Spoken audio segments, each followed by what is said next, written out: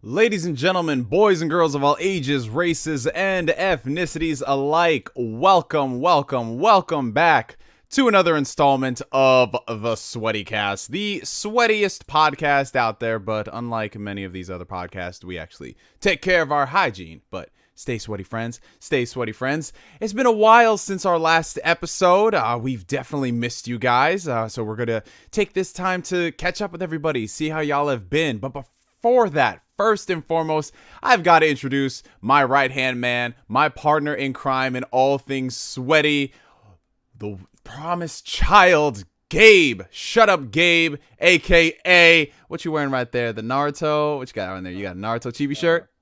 Yeah, I got a Naruto chibi shirt. Oh, there we go. That's what I like to see, man. Gabe! It's got my two favorite Uchihas on it. Two favorite Uchihas? Two of them? Sir, I only see one Uchiha there. What are you talking about? It was just me, myself, like my favorite Uchihas. It was like everyone in that picture that wasn't an Uchiha. Well, you know what they say? It's kind of like that old Kingdom Hearts analogy where it's everyone is either Xehanort or Sora. There's no in between.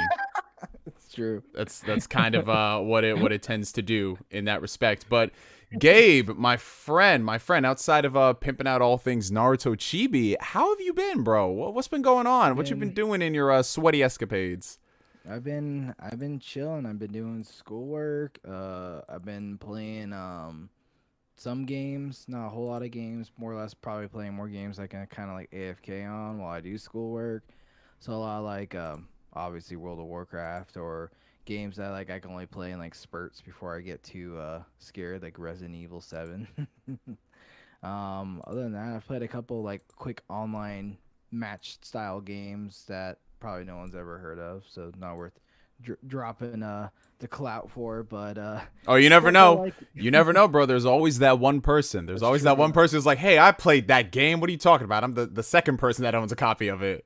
That's true. Yeah, I played this game called Hoods, Outlaws, and Legends. It's like a heist style game that you could tell is very inspired by Assassin's Creed, but it's online, and it involves stealing chests and performing Assassin's Creed like assassinations. So I've been playing that, and then unfortunately now on my Steam library, my coworker gifted me a hentai game because I bought him Resident Evil 2 because he got a gaming PC, and I was like, you know what, man, it's what you got to do whenever people get a gaming PC. You got to give them that like home welcoming gift. So yeah, I was like, you know what, I'll get him Resident Evil because I asked him what series he hasn't played. He's like, oh, I've never played Resident Evil, really want to try it. So I was like, cool, I'll hit you up with 2 remaster.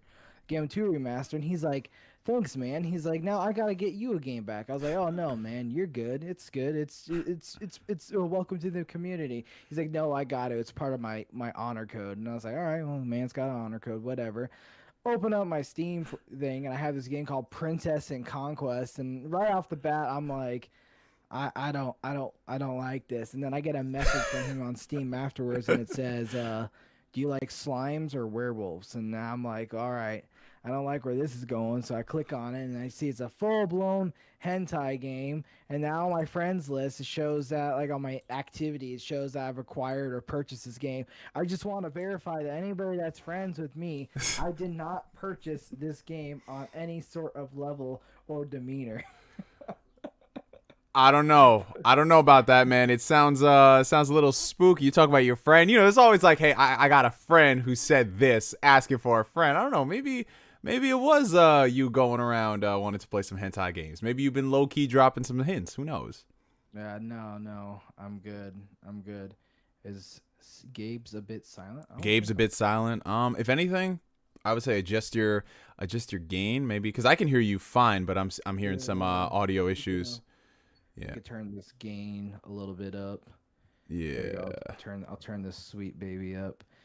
Oh, look at that. There's a message for me on chats. On the chats, they're just like, yeah, the homie Gabe, we want to hear him in all his glory.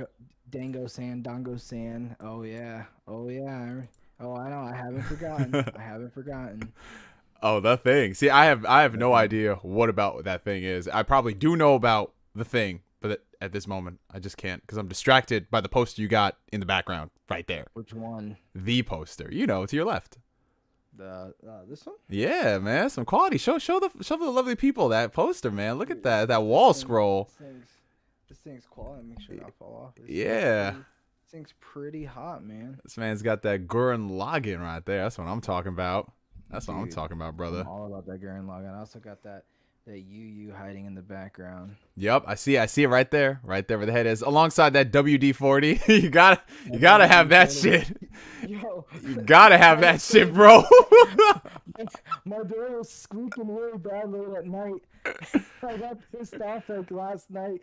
It was like 2 in the morning. I went through and looked for WD-40 and I just sprayed it down at like 2 a.m. when I went to go take a piss. I was like, I'm tired of this thing squeaking. Bro, I'm telling you, it's always at like 2 a.m. in the morning that you need shit like that. You know what it is? Dude, it is. It's like 2 a.m. is where you start getting really creative and you want to start doing productive things that, you should do at 2 p.m. in the afternoon when there's fucking daylight and half the world isn't asleep. But yeah, man, it's definitely good to have that WD-40, man. I mean, shit, I might need to get some for my door too now that I think about it. You got a squeaky door? Yeah, I got a little bit of squeaky door, man. It's spooky season vibes with this Resident Evil, so I ain't trying to take no chances, man. Hear that door open.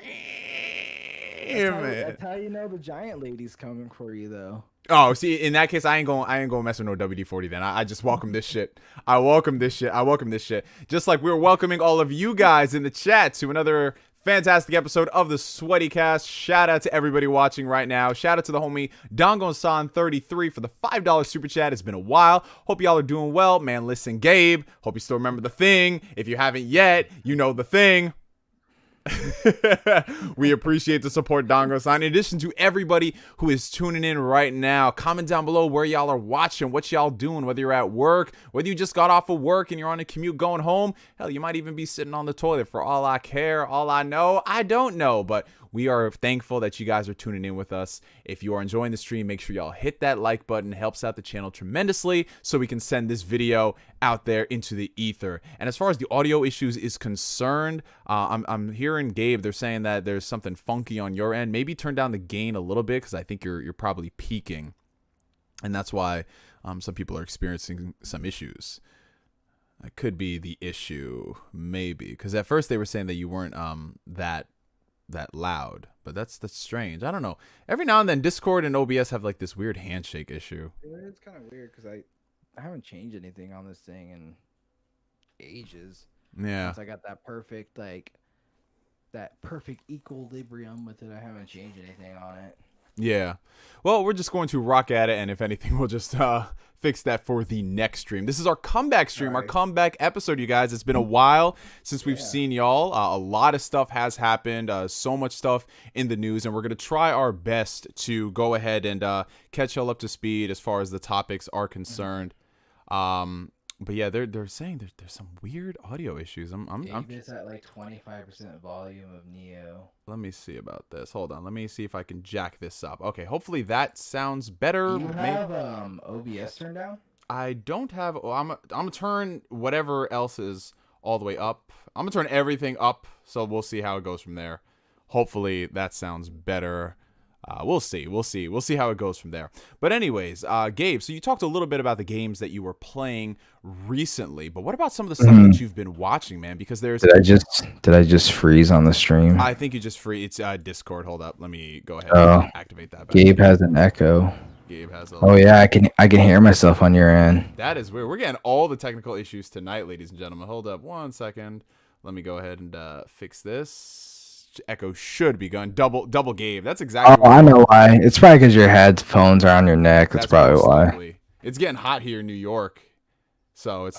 Dude. Yeah, it's starting, bro. We're getting back into the season. Hold on. There we go. Let me see.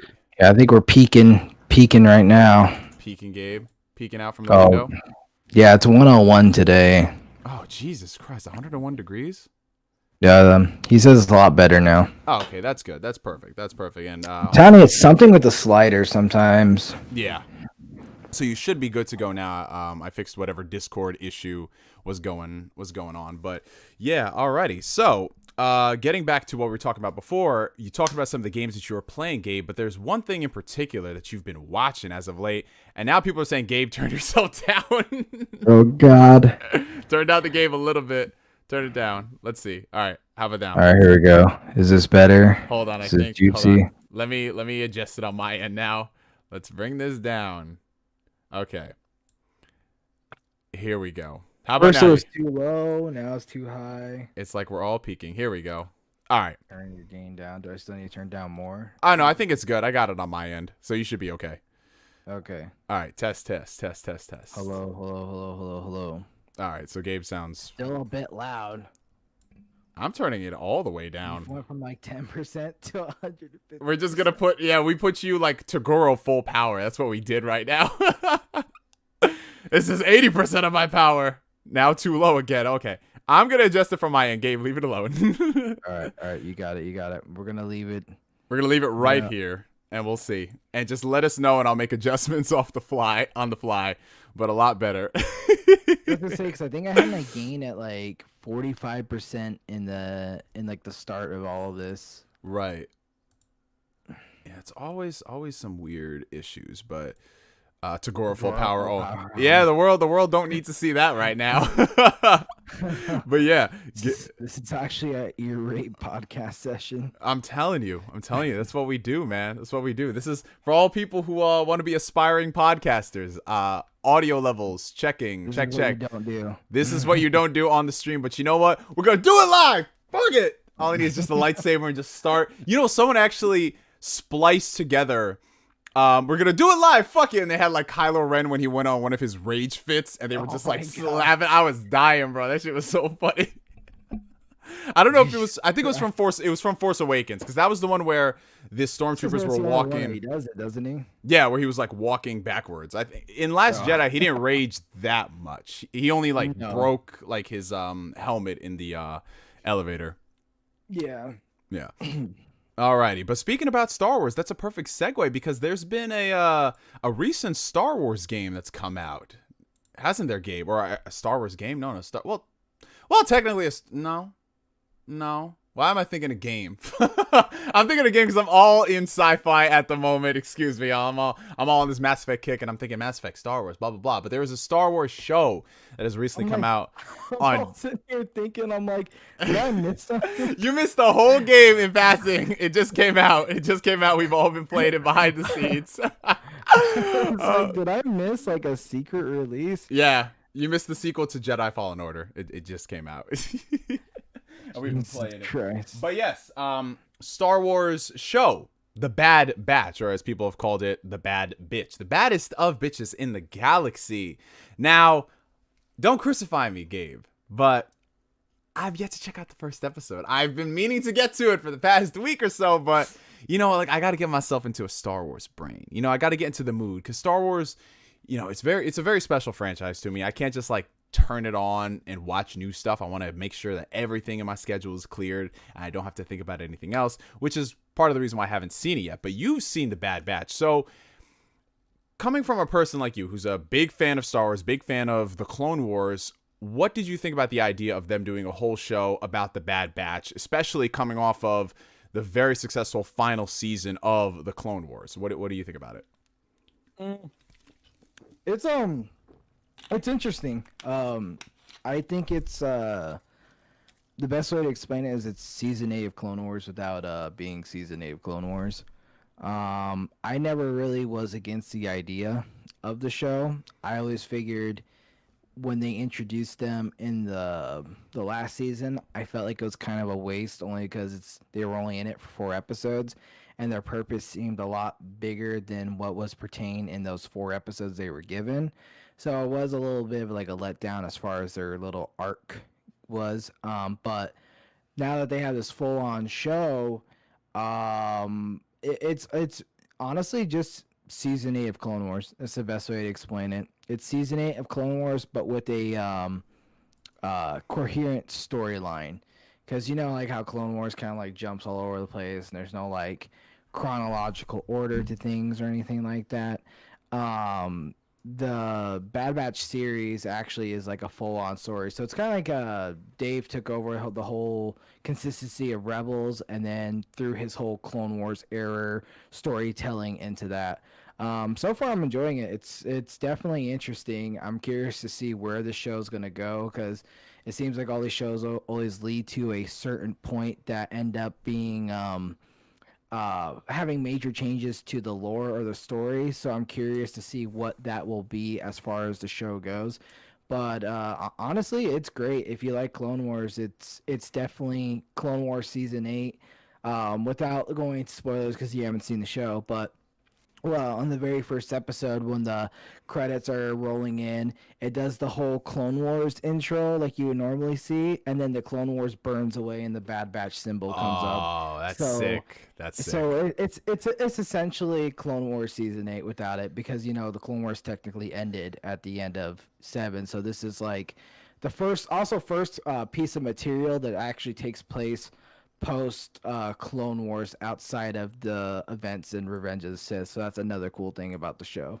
And that's one thing that I think kind of interested me the most about it, because Clone Wars, I think as many people know, that was a show that kind of had to grow on me. Like I remember when I first watched it, I was like, all right, well, this is kind of cool, great production value. Some things are nice, but it took a while for me to really appreciate Clone Wars for what it was. And then I ended up really loving the show. I mean, despite a couple episodes where I could have done without them, it was a very solid show. Great storytelling. Bad Jedi. Oh boy. Anywho, but one thing that really interested me about this whole era post Revenge of the Sith, but pre Star Wars, like not even just pre A New Hope, but that whole era involving characters who survived Clone Wars, who are technically still alive at the end of Return of the Jedi. You know, like how they made Rex canon to Return of the Jedi. I was always wondering, okay, how is he going to go from the end of Clone Wars to the end of Return of the Jedi? Like, what's going to happen in that story? And then the second I heard they were doing the Bad Batch and it's going to have these characters, I was like, oh, okay. So Dave Filoni is really, like, no lie, Dave Filoni, he does not want to leave any stone unturned, which I found was very, very interesting. And I'm excited that, from what you told me right now, I didn't even know this, it is actually going to be coherent storytelling versus Clone Wars, which was more episodic, like a lot of other Western animation, which I don't have a problem, because episodic, it is kind of cool. Like, you just turn on the channel, you see an episode, that's great. But if I had to pick and choose, I love long form storytelling. I think that's awesome. So that's given me way more incentive to go ahead and start the show. Now, did they say how many episodes this was going to be? Is this just going to be a one-off thing, or could this potentially be more like seasons? Right. So as far as everything has been noted, it's 16 episodes for the current season. They haven't stated whether or not this is just a one-off or there's going to be more. I have a feeling this is just going to be kind of a one-off, but I could be completely wrong. But that's the most details we are given currently. So it depends on, I don't know, whatever they want to take it, because Dave Filoni is that guy that makes enough material to tell his story. You know, that's why Rebels was only 4 seasons long, and he felt like that was just enough to tell that part of the story while leaving room to add on more to if he wanted to make a continuation. Example, The Mandalorian and this new Ahsoka series that's going to be released in the next couple of years. So as far as I know, there hasn't been any word of like, oh, you know, it's been renewed for season 1, 2, and he hasn't really answered the question whether or not there will be another season. I feel like this is just going to be like a one and done. Just because 16 episodes is a really unique amount of episodes. You know, most series orders, if they're not like very special things like the Marvel shows on Disney Plus, which are like 8 episodes, 6 episodes. 16 is interesting, but if that's the story they want to tell, I mean, that's the story they want to tell. Are they 23-minute episodes or 48 minutes? They vary. So like one of the episodes was, so like the premiere, I'm sure you were aware of, was a 70-minute episode. Yeah. The episode afterwards was like a 30-minute episode, and I don't remember how long this Friday episode was, mainly because I haven't watched it yet, or I haven't read like what the runtime was. But it seems like it's kind of going in the Mandalorian direction, where the episodes are just as long as what needs to be told in that pertained episode. Oh, that's awesome. That's good to hear, man. And I'm definitely going to add that to my list. Now, in terms of what I've been enjoying, I haven't really been watching too much stuff because I've been doing a lot of gaming. And as far as the games I've been playing a lot of, Yakuza Like a Dragon has been at the top of my list. Anybody knows I've just been spamming the Yakuza tweets all over Twitter. That game is just it's something else. I'm closing on the end. I have about 10 hours left of the story. Ooh. And man, it's How much time you put into that? so the game itself, I'm about 30 hours in, and the game is 45 hours.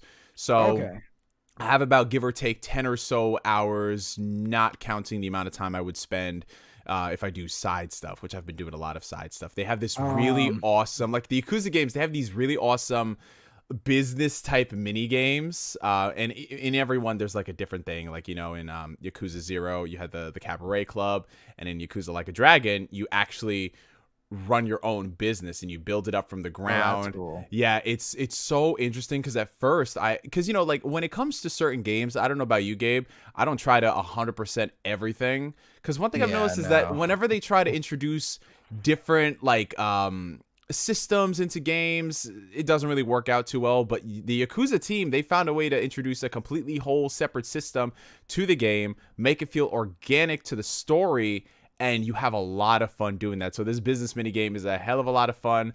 Part of me is just like, yo, I want to go back and redo everything, but do it better. Like, it really brings out your capitalistic tendencies, man. It's just so fucking insane. But Yakuza Like a Dragon, the game itself is fantastic. Definitely heavy on the cutscenes. Definitely. I was gonna say, how much of that gameplay was actual cutscenes? Because I saw one of your posts stating that the cutscene was so long that you haven't touched your controller in such a long period that the auto shut off on your controller kicked in, and it stopped the cutscene saying, "Hey, your controller's turned off." Yeah, the cutscenes are very, very long. Now, Yakuza, that's been the studio, they've been upping the cutscenes as they've gotten more powerful hardware.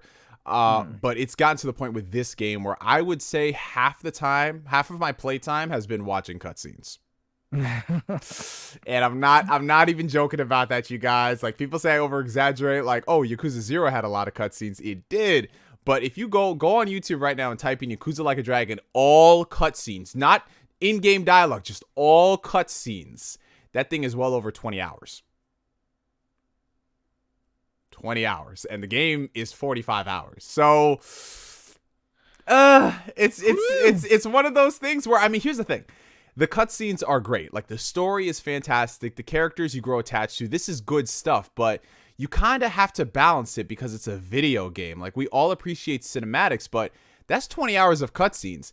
I could watch a Netflix series, and sometimes it does take you out of the experience. Like, that cutscene was a very pivotal cutscene for the story, but the fact that my controller went to sleep, that's like, all right, what is going on here? Like, that's something that Kojima does. Apparently, and I can't confirm this for certainty. Maybe some people in the chat can catch me up to speed. Somebody was telling me how Death Stranding has like a 2-hour long cutscene for the ending. What? I don't know if people were making a joke about that, but someone said that Death Stranding's ending is like 2 hours. You have to fact check this, bro, because part of me does not believe this. I refuse to believe it, but at the same time, given all the commentary about that game, I would actually believe it. It is Hideo Kojima at the end of the day. So what it says is that it's kind of a meme. But it's a meme. Also, okay. It's kind of a meme. Uh-oh. So what the context of it is that the game's climax takes about 2 hours to complete, and aside from a few short sections where the player's actually running around and playing, it's basically one long cutscene. Besides from the parts that cut it up, but yeah. So for the most part, they're not wrong. Oh, Lord have mercy on our souls. Well, one of these days, I think I am gonna finish that because I have it on PC. But that's just. Damn, bro. you might as well just turn it. Like, and that's the worst part about it. You can't turn off your controller because you're still playing the game. So it's gonna be like, yo, your controller is disconnected. What's going on? You can't kick back in your bed and wait. Nope, you can't. You just got to sit there and just drain that battery. But I've been playing a lot of Yakuza Like a Dragon. That's been a lot of fun. I should have it done in the next week or so, and that kind of makes me sad because when you get really attached to a game and its characters and you don't want it to end, and then it ends, and it's just that bittersweet feeling. Absolutely. That feeling. I don't get that feeling very often with most games I play, because some games I'm just happy to finish it and it's done and over with. Absolutely. But there's some games definitely where I'm like, man, what am I gonna do now? Yeah, it's it. I felt that way finishing God of War. I felt that way finishing Jedi Fallen Order. Red Dead 2 definitely. Oh god, don't get me started on that, bro. Bro, I'm still thinking about the ending. I beat that game a few months ago. I'm still sitting here, and every single frame of that finale is ingrained in my brain, and it's just, it doesn't get easier. It doesn't get easier, man. Did you get to the epilogue? I'm almost done with the epilogue, but I'm gonna be honest, bro. This epilogue is just boring the shit out of me, man. It gets pretty good towards really? the final part. Yeah. Like, I've been doing missions with Sadie, and it's just been not like. There's definitely closure towards the end of it. Like, it's a tie-in basically to the next game. Yeah, that's one thing I've been seeing with my time playing it. Like, they're definitely tying up all the loose ends with John, and it brings you closer to where it was at the beginning of the first Red Dead Redemption, which I appreciate. But man, it's just, you can't go from that finale to that. I was like, oh, right. Yeah, that's how I felt too. It is very crucial to the story because it does wrap up loose end storylines for the gang as well too. Oh, okay. Such as like it'll finish the Micah storyline eventually too. Nice. So that's something that definitely because I went and Googled it afterwards. I was like, do I really need to play all this epilogue? And a lot of people were saying, yeah, it's still partial to the story, to the completion of what happened outside of everything else. Gotcha. Yeah. So I mean, I'll get it over and done with, because that's one of the games that, even if I'm not feeling a lot of the epilogue, I appreciate a lot of stuff about the game, its story, and games like Red Dead Redemption 2. The epilogue, I heard it's like about, someone says like 4 hours, around that. Yeah, it's 4 hours. Yeah. But games like Red Dead Redemption do not come around often. So it's one of those things where, even if I'm not enjoying it, the level of presentation and the characters and the writing, all that stuff is just like leagues ahead of a lot of the stuff I was playing. It's definitely a gift of stellar, I guess you'd say, game design that you don't get often enough, and you definitely appreciate it, because I mean, look at the way you are about it and look at the way I am about it, outside of any other issues you have, such as your artificial weight and whatnot. It's still something that weighs heavy on you, because there's not a single leaf on that isn't green and full of color. Oh, that's a beautiful analogy, bro. Look at you, Gabe. Look at you, Gabe. This man takes some time off and he comes back with all the quotables. I'm actually a poet now. I got a degree.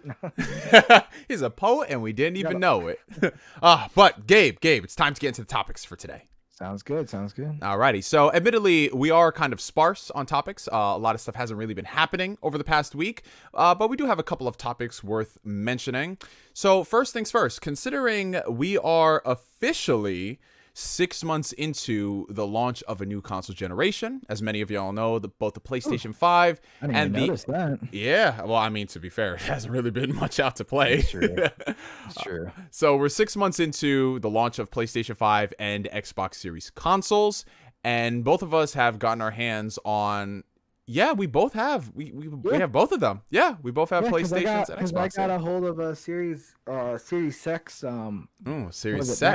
Oh wow, there we go. Back in I think it was March. I think March or February. I got one. I got one through a work drop. We had a pallet of them, and I just went onto the app and saw there were like 10 available, and I got one right then and there.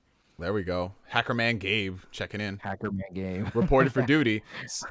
So we have both next generation consoles. We've had our time to play on both of them. So I want to get a couple of impressions. So Gabe, starting with you. I believe you had the PlayStation 5 first, and then you got the Xbox Series X. You're primarily a PC gamer. You've been a PC gamer practically your entire life. So whenever you jump back onto consoles, outside playing exclusives, it's always kind of like a paradigm shift. So how was your time playing the PlayStation 5? It's been great. I overall enjoy the aesthetics of it. I think everything about it looks really pretty. I know some people don't like to look at the PlayStation 5 and they say it's this giant abomination, but I enjoy to look at it. So turning it on, hearing the power, the sounds, everything going is always oddly enough a good feeling. Seeing the UI, something different outside of, what I see on PC, especially how clean this current generation of the whole UI interfacing they're doing is really nice. For the most part, I just have a blast with the accessibility of it all. It's been really good, man. I haven't put too much time into it. I have been playing a bit of the PlayStation Plus games that are offered only on the 5 that I wasn't aware of. But the PlayStation Plus collection, I think that's so bizarre. And so the funny thing is, I still have my PS4. If you redeem those games, actually people got in trouble for this, but if you redeem those games to your library, you can play them on your PlayStation 4.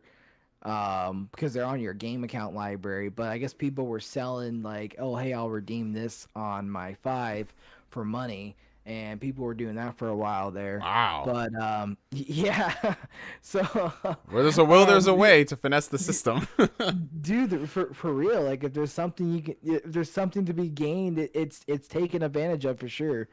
But yeah, it's been great. I'm very, very excited for Ratchet and Clank. That's probably one of my earliest titles I ever played growing up as a kid, and when they did that remake, I was all about it. I'm very stoked to have a full on PlayStation 5 architect design game coming out within really, really soon. As far as titles and stuff, I don't own too many things on the 5, mainly because there really isn't anything, I think that's the one problem I believe most of us that own the current generation kind of have that issue with, outside of Demon Souls and I would say Miles Morales, but that's on the 4. But outside of all that, it's been overall a great experience, and it really does suck that a lot of people who can't get their hands on one because of the current situation with the the economy and the manufacturers and everything that's going on with that. It's a real shame that people aren't able to get their hands on this, because outside of the game issue, I would say, with current generation, it plays everything way better, or much better I should say, on everything that came out for the 4. Example, Bloodborne. I was playing through Bloodborne, and I haven't played Bloodborne since it came out. And I just, for whatever reason in my head, I just have this FPS choppy drop game that's burnt into my head. I don't know why. But when I go and look up videos of it, you could definitely see, the 20, FPS range hitting on that game. But on the 5, while it's not, 60 FPS, it's a stable playable game. And I've noticed that a lot of these games that I would play on the 4, I find much enjoyable on the 5 than I did the 4, just because the quality of life, from load screens to FPS enhancements to even some even some graphical enhancements on some of these titles. So I find myself going back and playing a lot of these games on here because they not only do they look better, but they feel better too. The control wise, response times, everything that involves from the slightest tap of the stick, everything on there feels just a lot better than it did on the PS4. And I don't know if that's a combination of the newer controller, which is a vast improvement, or if it's a combination of the better frame rate and the more responsive hardware than what we had, from 2013. But I've been finding a lot of these games that came out in the last 3 to 4 years that are kind of hitting, its peak performance, and a lot of tweaks and changes were done to make them run on current hardware. I just find that their potential is unleashed on the 5, and I'm finding a lot more enjoyment in games that I didn't think I'd either go back to or finish, because it's now almost feels like a new game to me, especially with, almost having seamlessly load screens as well. Absolutely, bro. That's kind of the same sentiment I have with both the PlayStation 5 and the Xbox Series X, and why I actually enjoy this console launch the first year more than most previous years where we've had dry spells, because at the very least we're getting boost in terms of the performance, whether it's resolution boost, whether it's frame rates, reduced load times. That stuff actually matters. And while I understand a lot of people out there buy new systems to play new games, having the console now isn't really a detriment unless you have like a faulty unit. Because if you are going to play games like Warzone, or let's just take Ghost of Tsushima, for example. Sucker Punch patched that so it has like 60 FPS, frame rate boost. Same thing for Sony Santa Monica. They did that with God of War. Over on Xbox, Gears 5 had a Series X optimization, Forza Horizon optimization, and the games look beautiful. They run beautifully. It's the really, really small quality of life improvements that are honestly making me like more excited to play games, because I'm sure I've told this to everybody in mass.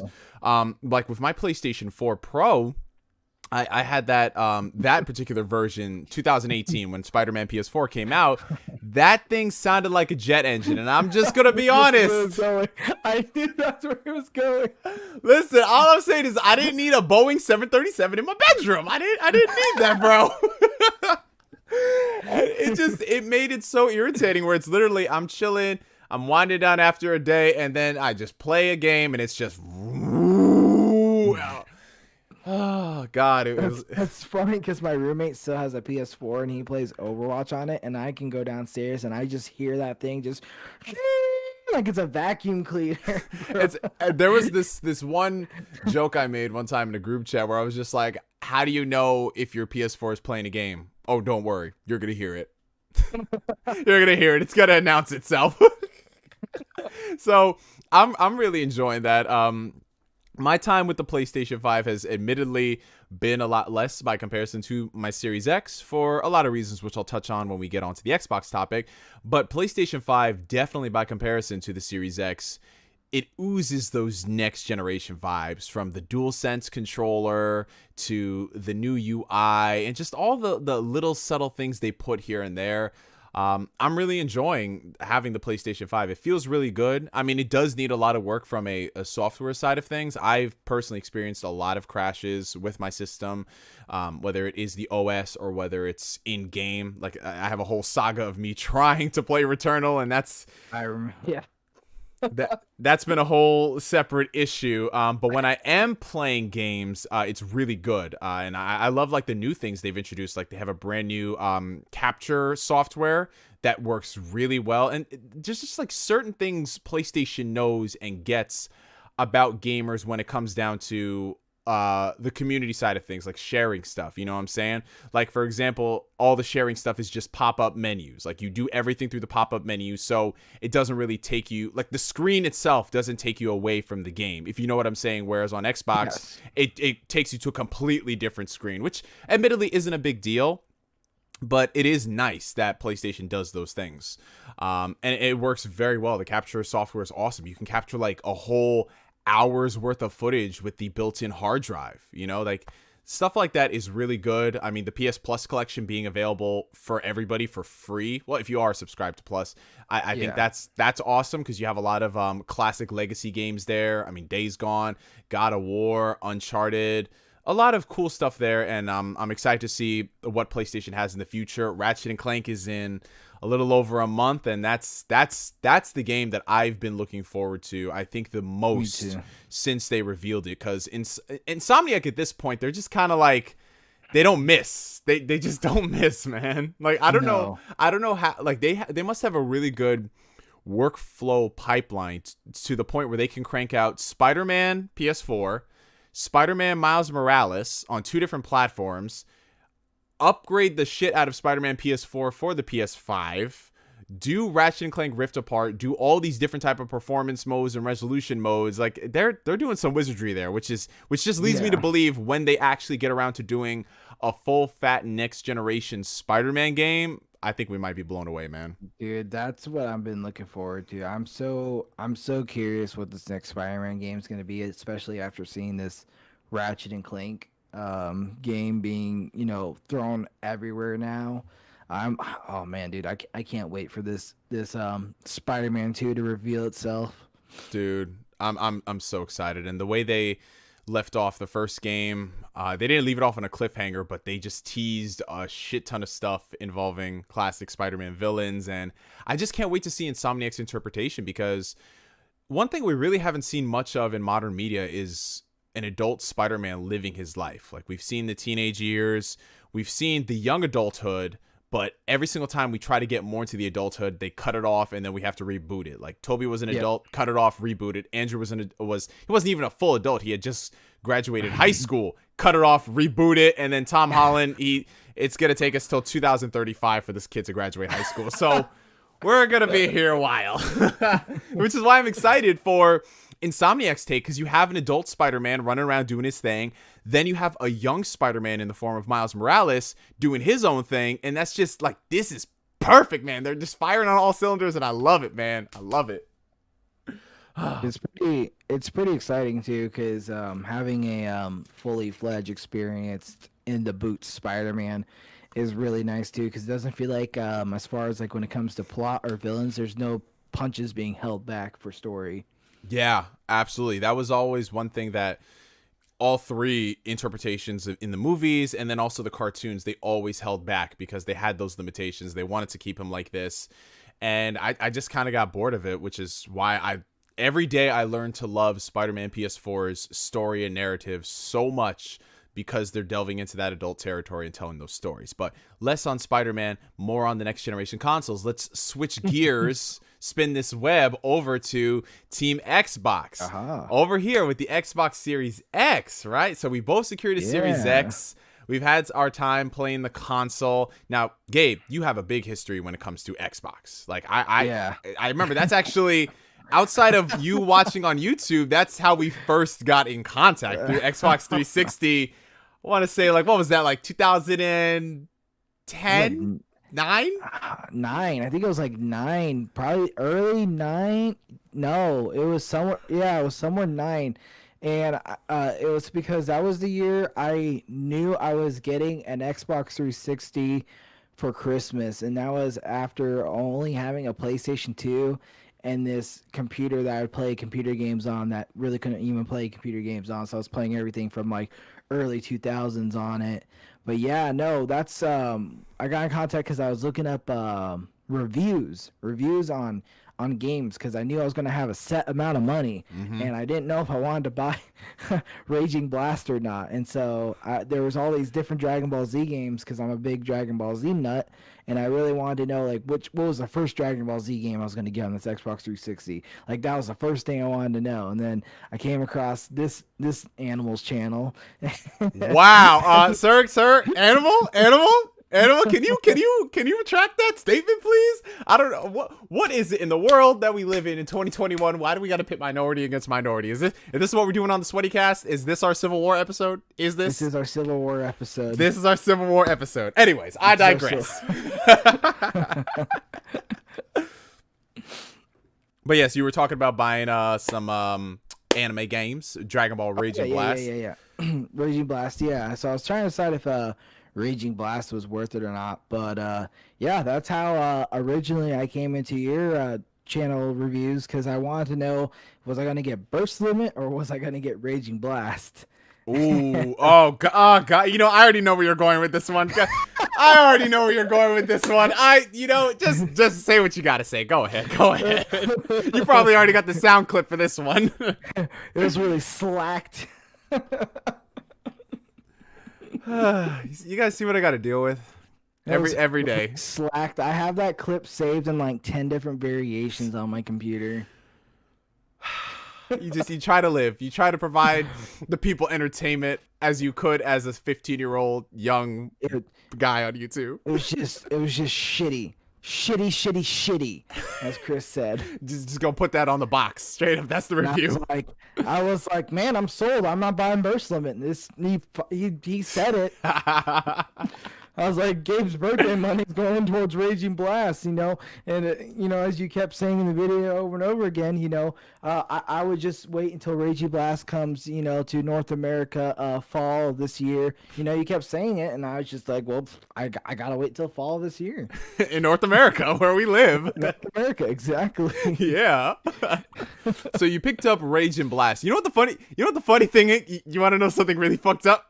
What? You want to know the funny thing about that whole situation of me saying wait till Raging Blast comes out? Yeah, I want to know. I didn't buy the first Raging Blast. Oh no! I looked at it. Scandalous. I looked at it and I was like, yo, I'm not going to buy this. I'm just going to wait for them to come out with a new one. Because that's when I started to get not woke to the whole anime game thing, how, it's all the same shit. But I was like, yo, I am not going to, because I started earning my own money at the time. I don't want to waste $60 on this anime game where they're going to come out with a new one next year. I'm not going to do it. So... But Chris, you said in the Burst Limit review, you told us to wait, that the flying was cool and that the ground got destroyed and there was just a lot more to it. This is like being stabbed in the. This is like this is like life. finding out Balls of Holly wasn't what they really said or whatever the fuck I was saying before. Yep. It's the truth, the truth. I couldn't keep the secret anymore. 12 years I've been hiding this, man. I've been running from this my entire life, but I had to get this out on the table. I had to get this out on the table, man. He said that to wait. He wait until fall. 2009. Wait until fall 2009 to buy it. I feel like you're going to have this on a sign somewhere. I got the clip up. Oh God, he's gonna play that stuff. Well, in the meantime, we got a $5. While Gabe finds that clip incriminating me, we got a $5 super check coming in from the homie, aka Havoc. Shout out to my brother from another mother over there in the CT. Hello guys. I think Gabe was just quoting Kobe. Same beast, different animal, because my boy Neo is beast mode. Hey, shout out to you, Havoc. We appreciate you, brother. Thank you for the super chat. And that is a fact right then and there. But yeah, Gabe and I actually first started talking on Xbox way back when, like a lot of my relationships were formed, because I'm gonna be honest, you guys, I know PS3 had a lot of amazing exclusives. It was a dope console, but if you weren't gaming on Xbox 360 during its prime, Gabe, tell them what they missed out on, man. Whew. Dude, oh God. First off, I didn't even know, being I was like 8th, 9th grade in that period. I didn't even know online gaming like that existed. I thought it was something just stuck on the realm of my crappy PC. I didn't know it was capable of doing all the things that it could do as far as the friends list, as far as this whole community. I didn't know there was this whole realm world. It was like a caveman being de-thawed and be like, yo, this is 2021. We wear a mask now and we have full clothes on, stuff like that, So I was blown away. If you even go as far as to say that I was probably an X-bot after that point, because of how crazy I was, and I was pretty crazy over the Xbox 360. I had to let people know the PS3 sucked, even though I'd never played a PS3 or even knew what a PS3 looked like. I just knew. This man. Wait. This man, we gotta rewind. He said I didn't even know what a PS3 looked like. Next thing you're gonna tell me, I didn't know PS3s even existed. Yeah, they existed. I didn't know they existed until 2 years after the fact. Yo, all I remember that year was I got thrown in the dumpster for Freshman Friday, and Oh that shit. people were in at Best Buy for PlayStation 3. That's all I Yo. knew. That's all Um. I knew, and I knew that shit was like $700. That's all I knew. That's all I knew, and I knew it was never gonna happen. Mom looked at it. This is what happened. Okay, Mom looked at the PlayStation 3 and the 360 and said, "Son, we're a Microsoft family." Now, I want to go out and just to say that I think she said that. I think she said that because she saw that $700 price tag and said, "Oh hell no!" I just want to go out and say that. Bro, that honestly, that could be what it was. Cause I'm gonna be real. I remember around that time, you know, I was doing this thing in well, yeah, it was $600, but you know, with tax, with tax and everything, it comes to damn near $700. You know. Okay. But I remember at the time in my English class, I was actually doing a report talking about the PS3 and the Xbox. And the funniest thing is this was before the price of the PS3 had been revealed. But there was a lot of rumors going around that the console would be like upwards of $400+, right? Right. And I remember I was doing that report and I had my mom check it over and she was just like, wait, this console's going to cost how much? And I said, yeah, it's looking like it's going to be like over $400. And that was over $400 in 2000. When I did this article, it was early 2006. In 2006. So it's, I mean, that is a very real thing. Like, yeah, from a value proposition at the time, it was actually good because it came with a Blu-ray player, which were like Blu-ray players at the time was like over $500. People were blood fighting over too. I remember. Bro, the craziest thing is people were hyping up that Blu-ray player, but they didn't even have no HD TV. Dude, it's funny. With the SD TV talking about Blu-ray. Dude, I remember everybody said you had to have a Blu-ray player. I remember people were fighting for that, dude. Yo, it was legit. So from a value proposition, PS3 was great, but at the same time, remember, that was still over $500 for a gaming console. But anyways, you know, not to segue into the history of the console war and all that stuff. The Xbox 360, I would say was both of our memories, man. Yeah. Oh no, absolutely, man. Especially Microsoft family over there. I feel it, man. I feel it. This is Microsoft country, man. Before we get into this, shout out to DragonForce993 with the $5 super chat. Neo, one of the realest YouTubers. Keep up the good work. Oh, I appreciate that, DragonForce. Thank you so much. You know, but I do all this stuff because you guys keep watching and supporting and sitting here commenting. You know, spending your Friday afternoons, evenings, Saturday mornings watching me get incriminated over Gabe about an anime review I did back in it could be in Australia, Japan. Oh, okay. Yeah. You know, so I'm glad you guys are spending your time watching me get incriminated over a Burst Limit review I did back in like 2009. You know, like I'm very happy that's really slacked. It was horrible. You're just gonna put that on a damn shirt, I guess. Might as well. Put his minor face on there and just having quotes. It was really slacked. It was horrible. I don't even think I said slack, but you said slacked, bro. You said it was really slacked. It was horrible. Well, there we go. It was really slacked. I might start saying that just to piss you off now. So I'm gonna say it to the point where I've become numb, and then you can't. Your words have no power here. That's what I'm about to do. Become numb. Straight up, man. Straight up. Jesus Christ. Straight up Linkin Park in this bitch. So, I was thinking like alcoholism, but yeah. I mean, might as well. I mean, I got water here, so I can't get drunk off of that. Yeah, me too. I got. Oh, okay. What do you got in your water? Sparkling. Oh, okay. I thought you had something else in that. Yeah. No. You gotta fool the YouTube ad police. It's just water, guys. It's just water. It's just water, guys. It's just potato water. It's no big deal. So the 360 was a dope place to play. Like Xbox was definitely ahead of their time when it came to those things. And while it did suck that they were doing things like paid online and they launched the console without Wi-Fi, I mean, what they brought to the industry, I say, is why the PlayStation 4 ended up as good of a machine as it was. PTSD. Oh, yeah, bro. Those Microsoft points. Yo, remember 800 and 1,600 points? Man. Yeah, dude. And what was it? When you spent a certain amount, you got some back or something like that?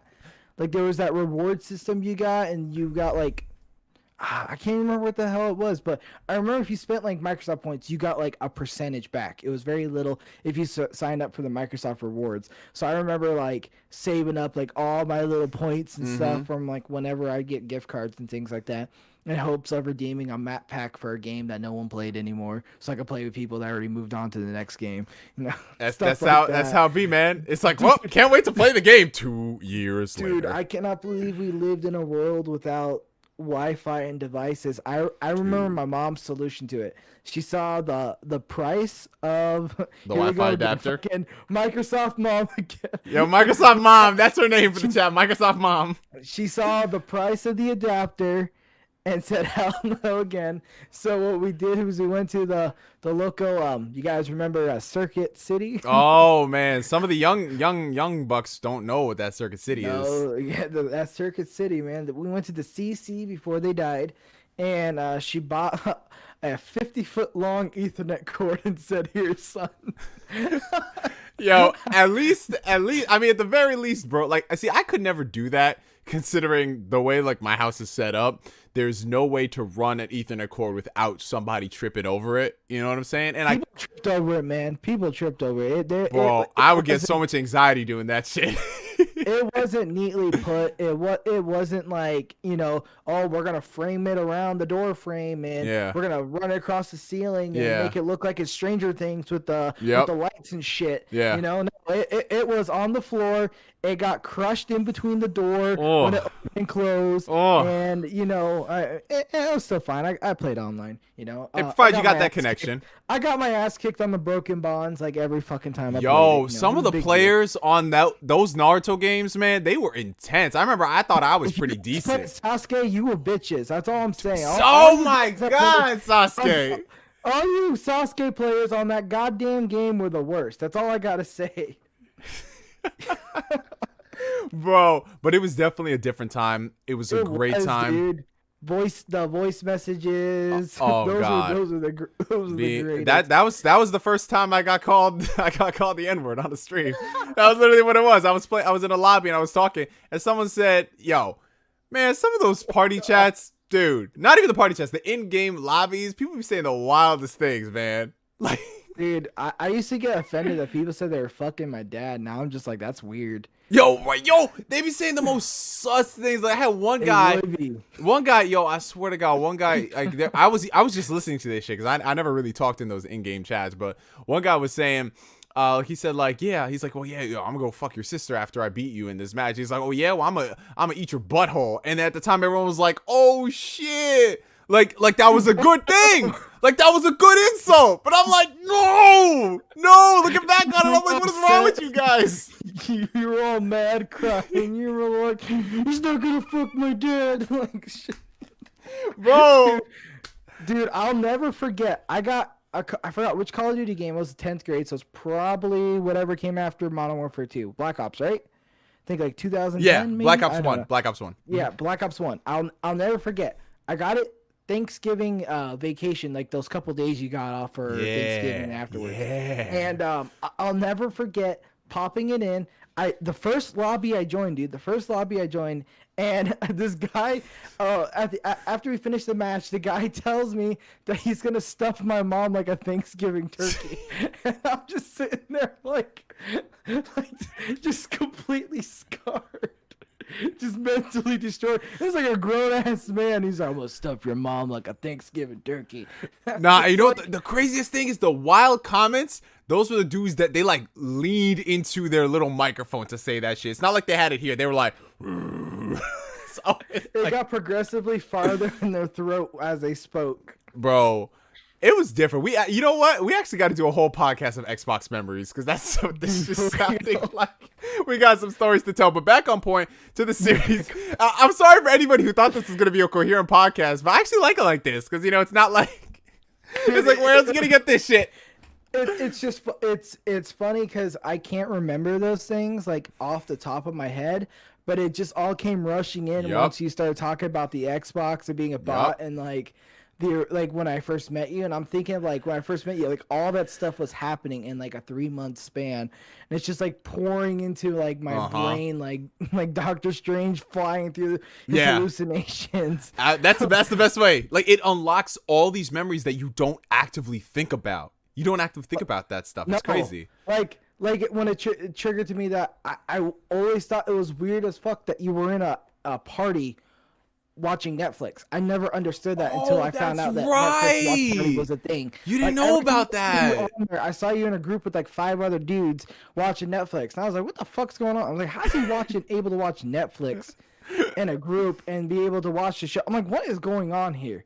Like every time I saw you on, I just like squinted at the TV, like trying to figure out like what the science was behind it. Like I was like, I don't understand how dudes can watch Netflix and have their little cheap Microsoft headset on. Like I don't understand like how it works. Like I gotta get off the party chat to go watch Netflix.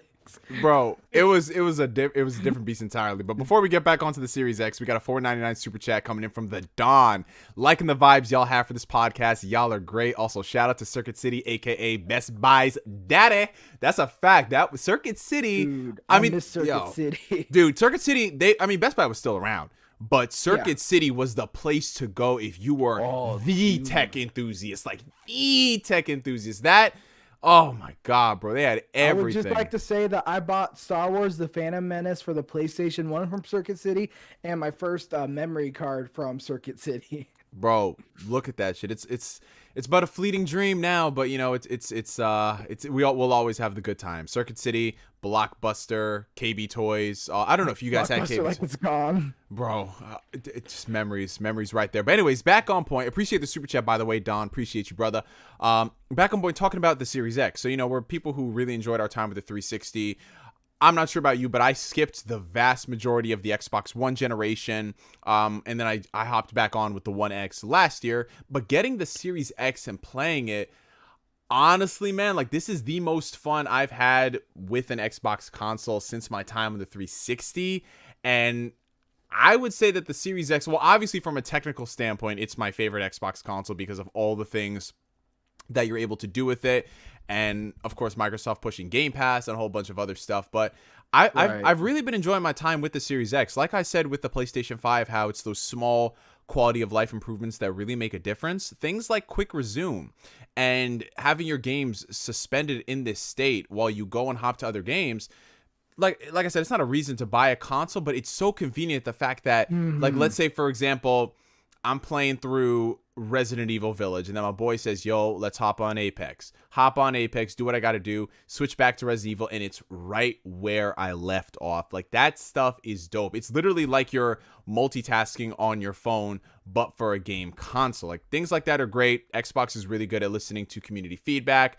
They just announced, 70 games on FPS boost, and that's a huge incentive, especially now that we're in an era where outside of a few games here and there, we are playing things in our backlog. So being able to play old games at 60 frames, 120 frames, auto HDR, that stuff is awesome. But I will say I am disappointed in the fact that Microsoft did launch a new console, and year one, at least now we're 6 months in, and there hasn't been anything worthwhile to play on Xbox. Like, now there's been some stuff on Game Pass that's cool and everything, but like there's no Demon Souls, there's no Spider-Man Miles Morales, there's no Ratchet and Clank.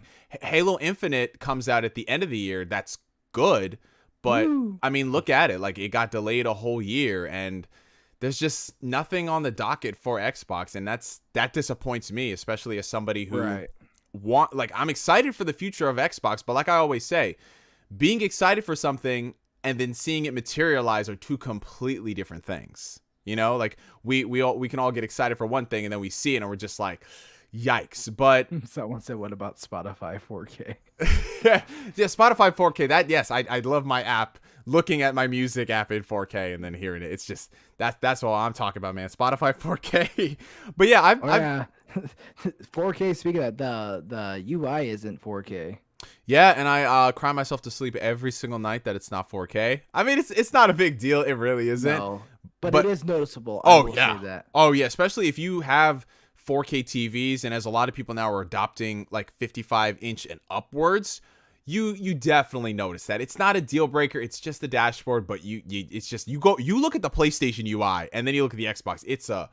It's a big difference. There's a couple other things about Xbox like they haven't improved. Like the capture software system is absolutely terrible in my opinion. Yeah, I think it got worse with this system than it did with the one. Mm-hmm. And my reason being is it seems very gated on what you can and cannot capture versus on the one when at least they implemented the capture for like screenshots and videos. It had a lot more leeway, even though it was a pain in the ass to do because you know how it was because you had the 1X. But yeah, no, the capture system is absolutely horrible. And they have that same system on PC. I mean, it's Windows 10, but they have that same game bar capture system on the PC, and no one uses it because it doesn't work like it's supposed to. And that's the thing I don't understand about Microsoft. Microsoft is the biggest software company around, yet their software is so janky. I mean, the Xbox app on PC, at least in my opinion, it doesn't work as good as it's supposed to. And this is Microsoft. This is a $1 trillion corporation, and they're getting bested by Steam, you know?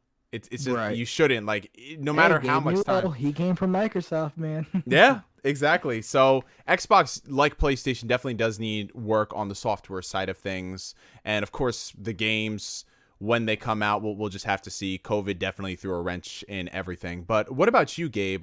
You owning the Xbox Series X, how has your playtime been on that machine? It's been great. So I won it from the drop a couple months ago. Won it I'm saying it's like a lottery, but it really does feel like it's a lottery with these systems. You know? Absolutely, I'm not gonna sugarcoat it and say when you're competing against other people and bots, it definitely feels like a lottery. But it's been really good. The first thing I did, of course, is go back and play old games. Like I was telling Chris when I first got it, seeing my whole 360 library, because as we go back to Xbox Gabe, being the 360, the original Xbox fanboy, I have all these digital games because I had a lot of digital games once digital media started taking off, in a much bigger space than it did outside of, if y'all remember, Xbox Arcade. So Xbox Arcade and I remember the first time they started uploading full digital games of retail was Games on Demand Summer 2009. Games on Demand. Games on Demand. Yep. I remember that, dude. And it was crazy. They did a big announcement for it too. Like it was the craziest thing. Like, oh, you remember this title from 2 years ago? It is coming out for digital to download on the 360, and it was just at full price. Yeah. I remember that because it was like one of the first games they put up there was the original BioShock. So that came out like 2 years after its original release date. And I remember seeing that thing. It was like full price when if you go to GameStop, you can get that shit for like $15. It was wild, bro. You're like, is it really worth it? And I will say this, those downloads weren't too bad back then because back then, before they changed everything, you were able to watch Netflix or play games and it would download flawlessly before they made it to the whole you can't be doing jack shit if you want to download this. But the Wasteland era was so good where they were trying to figure stuff out, man. It was so good. That was purity, man. Yep. But so I again looked at my library, with all my arcade titles and the games that I did purchase for, Games on Demand. Lost Planet 2, Lost Odyssey. Speaking my language right now. What is it with you and Lost games? Lost Planet 2, Lost Odyssey? Dude. Was there another Lost game that came out on 360 that starts with Lost? I don't know. I'm curious now. We got to get the trifecta, the holy trinity of lostness. Wait, game titles with Lost in it. Let's see. Oh boy, he's doing the research. Dude, there's like 16 titles. Only? Wow. I mean, well, we said Lost Planet, Major Tom. Lost Planet. Oh, or maybe he's just saying in general, like Lost Planet, yeah, Lost Planet 2 was Yo, Lost Planet 2 was valid. I remember playing that demo when that shit dropped. Whoo! That was quality right there. Co-op games back then hit differently than they do now, and the reason why they hit differently than they do now is because they don't really make them now. Yeah. But dude, that game, like 4-player, and the servers are still online for that, by the way. But I think we got to we got to have a game night where we just play like Right. whatever servers are around for Xbox 360 games. just see if they're still going. But it worked great. I mean, you can kind of tell it was a little dated because the resolution didn't work as well on 4K. But I mean, it was smooth and it played well, and it was great. But yeah, so booted it in, got to try out some old titles that I wasn't able to play because the one didn't have that backwards compatibility on a lot of those 360 games, because I remember I wasn't able to download or have access to them anymore. That was in the I very went out- beginning because you had the VCR Xbox One, right? Yeah, I had the VCR one. I remember I didn't get it at launch. I got it a year later because I got the bundle, and it came with Assassin's Creed Unity and Sunset Overdrive. I remember, and I remember the that bundle. big, Yeah. fat fucking straight up VCR player, man, straight up. But yeah, that was I did buy into the one in the early days Yeah. during the great controversy, we're Microsoft family, Yeah, Mike, there's only Microsoft products in this house. We're only Microsoft products in this house, Legends tell that Gabe still to this day uses his Microsoft Zune. I do. I still got the Zune, man. Yo, the Zune. I will say that the Zune was fantastic and ahead of its time, man. That the OS on that thing and even the Windows client for that was like perfect. It was perfect. It just Apple already came in and was already inside of everybody. So like it was over and done. Too late to the game. You can't penetrate that market when Apple just made it so synonymous. Yeah, because I mean, I'm not gonna lie. After the Zune, I went and got an iPod Nano, so I mean, I can't even deny it. But yeah, so at the Series X, I went to. We have a couple like local game stores here.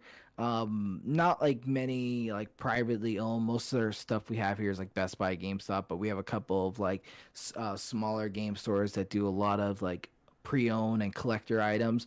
So I went in there. I bought Final Fantasy 13 because it was backwards compatible. When they had the game sale, Neo told me to wait. Glad he did. But I bought Blue Dragon because it was on sale. And the fun thing about Blue Dragon is that Blue Dragon did not work very well, if at all, on the original 360. You could get through it, but it was definitely the pinnacle of troubleshoot gaming. So to be able to have it run at full frames and no issues or anything like that is great. Only took 12 years. There we go, baby. There we go, baby. We got this. We going down the cyberpunk path of patching things. 12 years. That's the time you get. Yeah. Yeah, the 13 having all those discs, I forgot how many discs there were. So, fun fact, because I don't know if I got back to you on it. So I put only one disc in, and it like you said, it probably would download the rest because you said it was emulating it, and it did download the rest of the game. So it only wanted the disc 1. It did not want 2 or 3. It just wanted the play disc. That's it. So that was kind of interesting experience to see. But of course, subscribe to Game Pass again. I don't own anything physical yet for the Series X, but that's because most of the titles that I want are either on the Game Pass or on the what I previously owned. Yeah. But it's I've downloaded a lot of games now. I started playing through Jedi Fallen Order again just to see it, and it's those updates, man. Peak performance, those updates are nice. They finally it's getting to the point, and that's the crazy thing. That's not even the next gen update that they got this summer.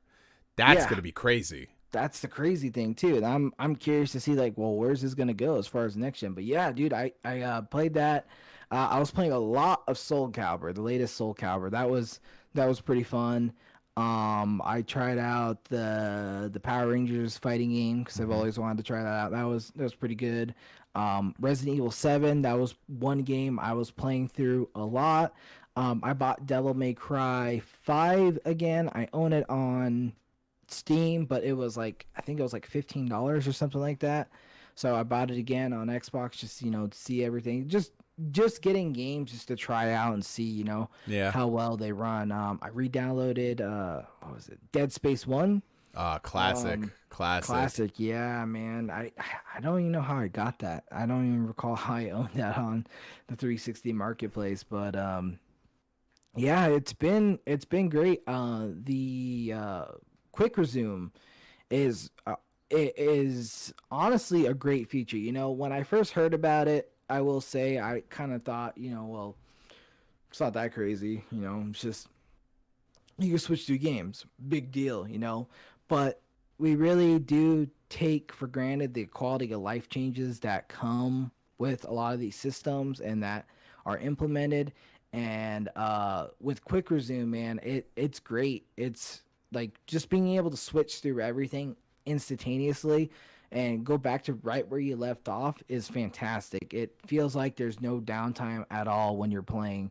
And like he made a great example about switching to play like a game with some friends and then going back to what you're doing, because quick resume works just as well with with like Netflix, Hulu, and anything like that. So I can go watch a TV show real quick, because I don't have a time to play a game or I'm cleaning or whatever, and then I can switch right back to my game instantly with no downtime. And even if I was like in a mood where, sometimes I get in those moods where I can't make up what game I want to play. Same. I'm just like loading different games. Same. And it's weird getting into an era where the downloads are faster than the disc installations. Oh, wow. So Absolutely, dude. that's one thing I will note with the current generation across the board. Even doing the Final Fantasy disc and comparing the download speeds on that to downloading another title of similar storage size, the disc is much slower. Yeah, I noticed that much when slower. so a couple of buddies of mine every single year around Christmas time we get together and we play GTA Online, and we just do it to dick around. None of us really, well, I don't actively play Grand Theft Auto Online, but I can see why a lot of people like it. And when I got my PlayStation 5, I was going to go ahead and download, like I inserted the disc and it was installing it and then downloading the patches. So I was like, oh, okay, cool. The system downloaded all of the patches, which, if I remember correctly, it was around the same size as the install size of the game. It downloaded all that stuff quicker than it ripping it from the disc. So I was like, damn, this sucks. And the reason why I bring this up is because for whatever reason, I had a PS5 glitch and GTA 5 was deleted off my hard drive. So I was like, fuck, I got to reinstall this again. That's another 40 minutes just for the install. So I went and I was like, what, screw this. They're always putting GTA 5 on sale. It's like $12 for blah, blah, blah. So I was like, fuck it, I'll just buy GTA 5 again digitally. Bought it digitally. I downloaded the entire game, which is almost 100 gigabytes in like 10, 15 minutes tops, because of the download speeds on the internet on both PlayStation and Xbox are incredible. They've taken off that download cap that they had in the other systems. And it's dope. Like, I really do love those quality of life features, and they make it's kind of getting me more towards buying things digitally. Yeah, even though that's how I am right now. Yeah, I've been very digital. I'm still gonna be pro physical for the personas and the games that are very niche. But man, just the way it is these days, how you buy a game, only half of it's on the disc, and then you got to download the rest. I might as well just buy it digitally. But that's a whole another conversation. But it sounds like you were having a lot of good fun with the system, with the backwards compatibility. We have someone chiming in here saying that Final Fantasy 13 is remastered by Xbox. So by putting in the first disc, and only the first disc, it'll download the entire 4K 1X version, which is also the best version.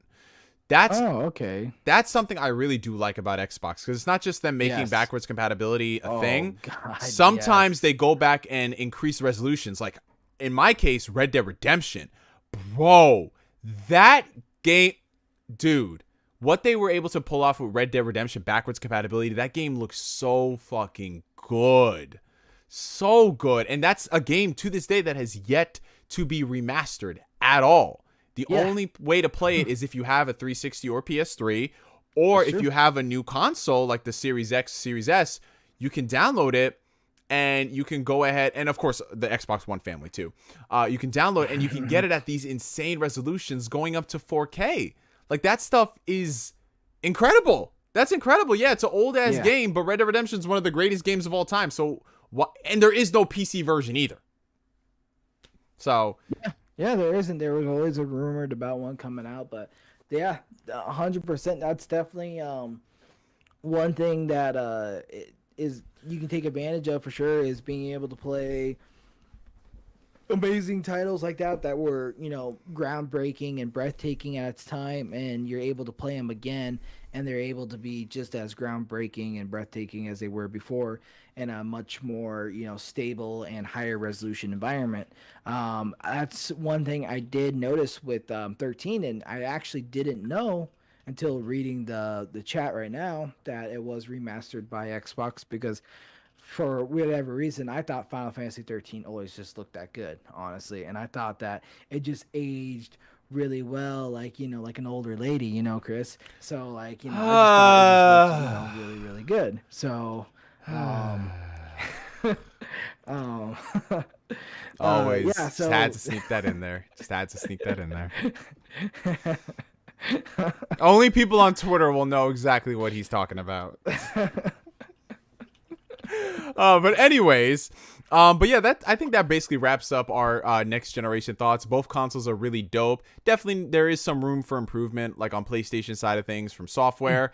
Xbox software less so. Definitely more support on first party games. We need those games. We got to hear what's happening in the future sooner rather than later, because the way it's looking right now, it's just I'm tired of waiting for Xbox games. We've been waiting for how many years now, and it's just forever. Yeah, the problem forever. is, man, I honestly feel like with a lot of these titles they release, it's gonna be kind of I want to compare it to the PS4, in that they won't have, I won't say bangers until the end of the console life, but they won't have any of these you know, like these major hits until years down the road, you know, because there were so many they announced, but we haven't seen it. Oh, wait, you forgot about the medium, Chris. You forgot about the medium. Oh, you mean the medium?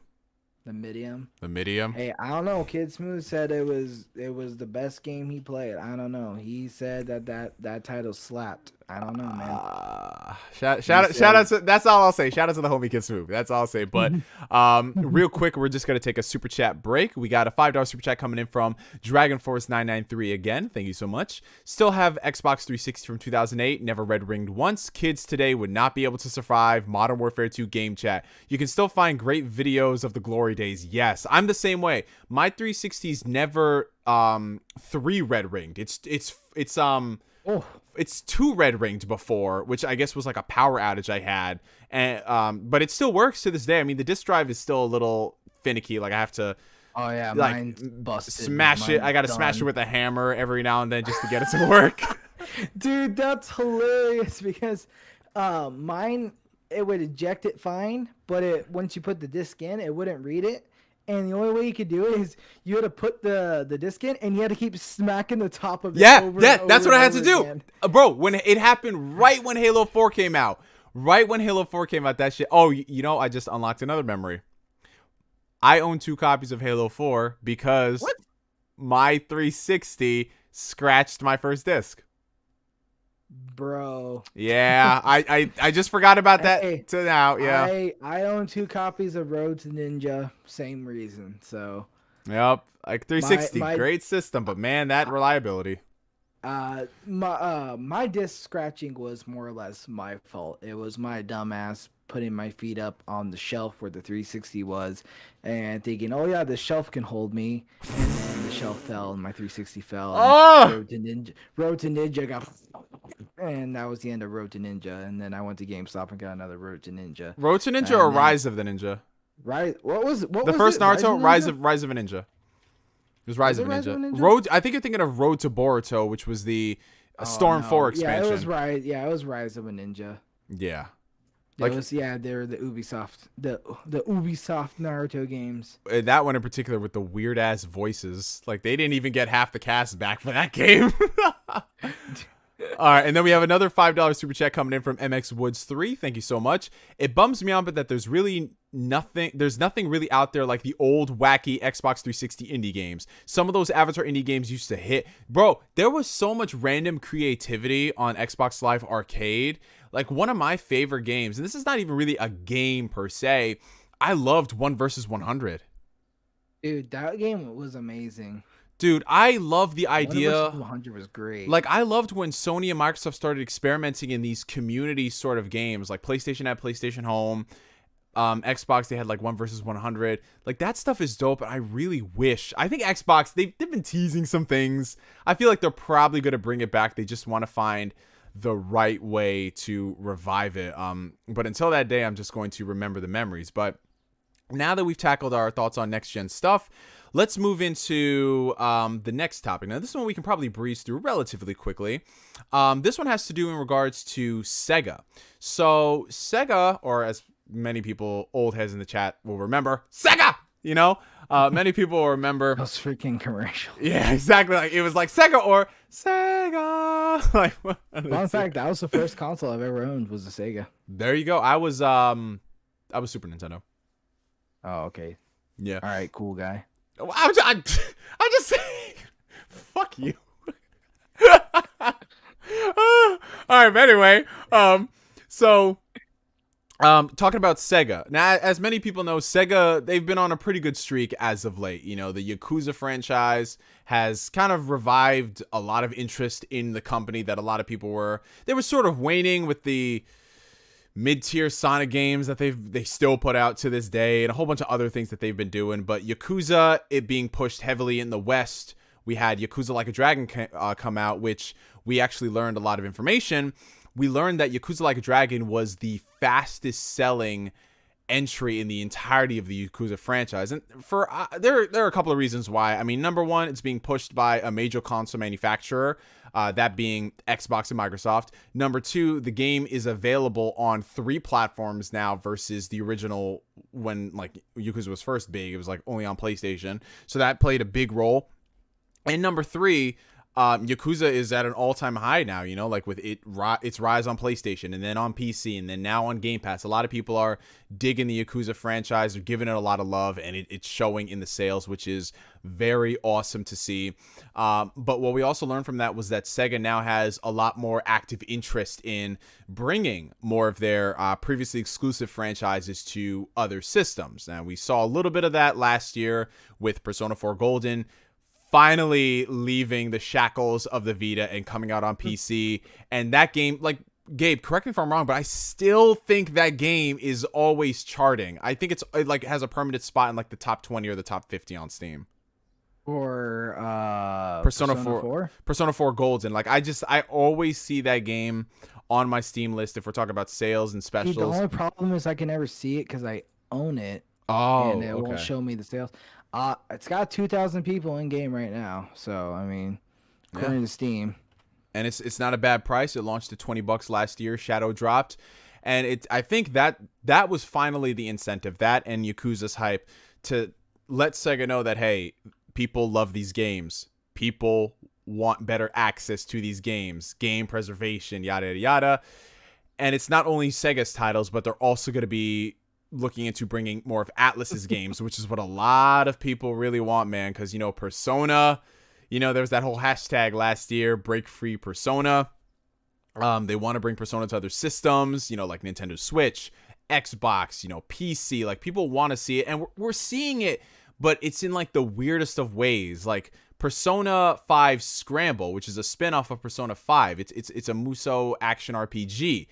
That game launched on PlayStation 4, Nintendo Switch, PC, which, I mean, it's cool that it's on other systems, but those aren't the games that people want when people say Persona. They want Persona 5, they want Persona 4, they want Persona 3, they want Persona 2. They want those games. And unfortunately, I think what it comes down to is, I think it's just because Sega is a Japanese company, and unfortunately, a lot of these Japanese companies, they are very archaic. And they're very, as weird as it sounds, they're scared to the idea of new technology and moving at a rapid pace. Like, I think the best example would be Toei Animation. Now, Gabe, you're a big anime fan like myself, and as I'm sure a lot of people in the chat are. Do you remember a time before simulcast and simuldubs, what we had to do to watch anime as it was coming out of Japan? Oh God, man, that was that was a rough period. So it involved like one of three methods. I know one method I remember Chris was very, very against and talked about a lot on his YouTube videos because he wanted it to be more widely viewed. But that was one of my ways of watching it for reasons. So as far as being a kid in that day, there was three ways you could watch it. One was you watched it on cable television, and you were either going to catch it on two channels, maybe three channels, depending on where you lived.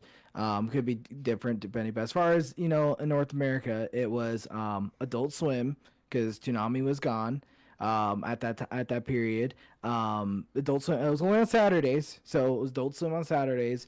Sci-Fi Channel. Sci-Fi Channel had an anime block, and then whenever Disney said, "Hey, we're gonna do Naruto Shippuden dub on Disney XD," for whatever reason, that was for as far as cable went. The other way was Netflix. You could do Netflix, which that was how I fully watched all of Dragon Ball Z, and its legality was I rented disc from Netflix. So disc versions was the way to do it, and disc back then, I mean, it still is not as bad, but it's bad depending on the licensing.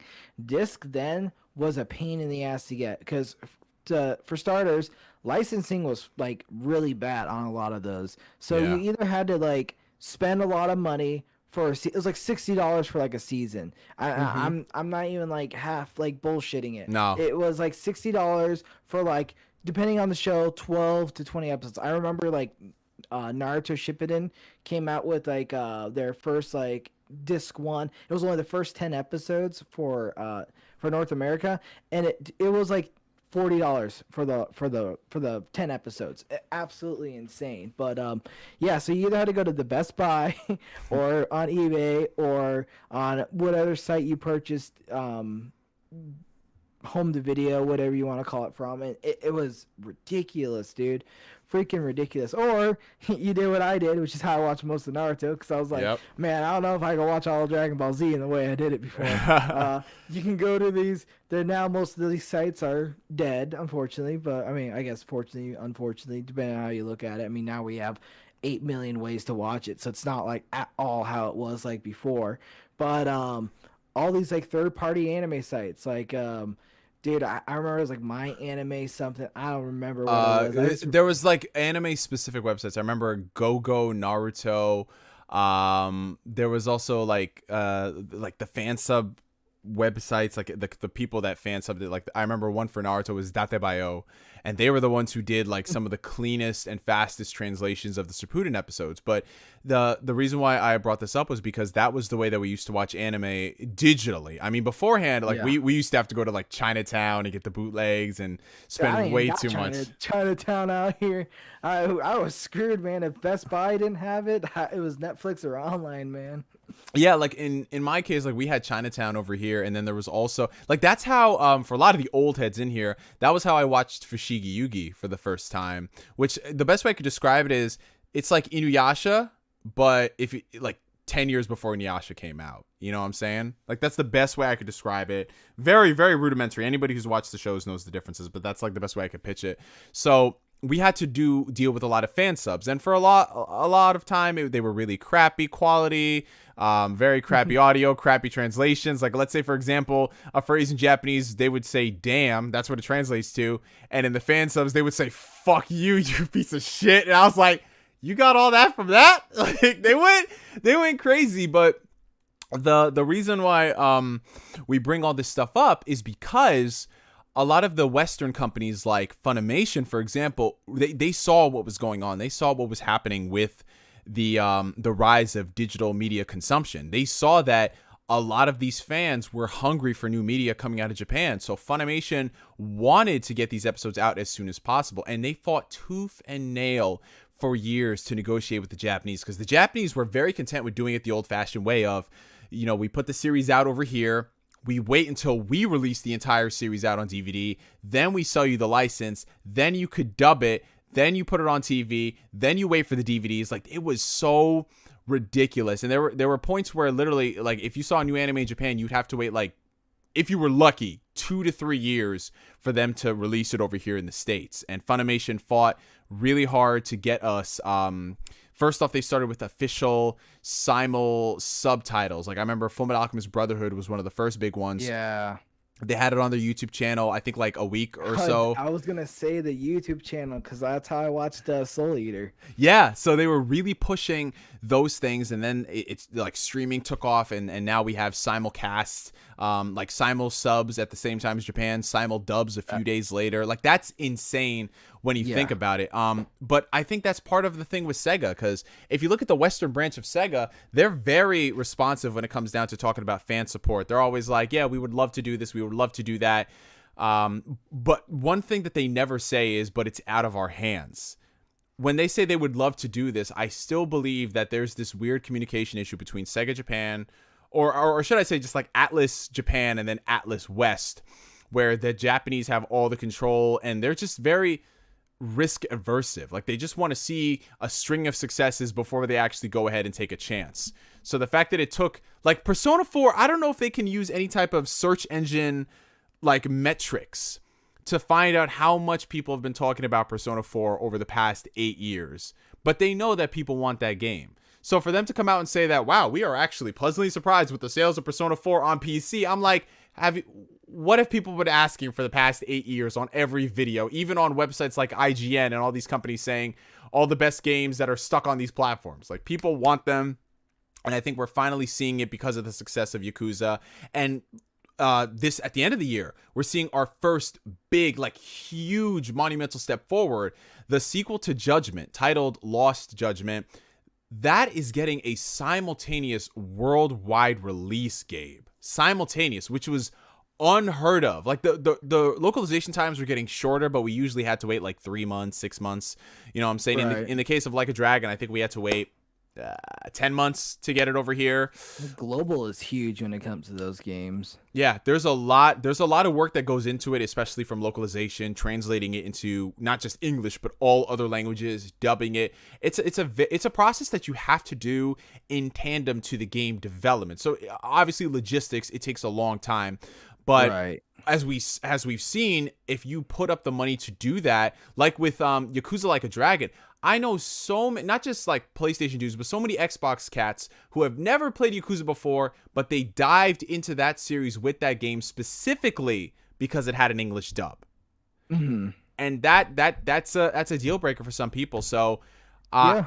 so how long 100%. it takes for them to actually, for all this to materialize, like we see Persona on other platforms. I mean, I would love to start hearing announcements soon. Like, I would not be surprised if in the next like 6 to 8 months we hear about Persona 5 Royal coming out on other platforms like PC, maybe Switch, maybe Xbox.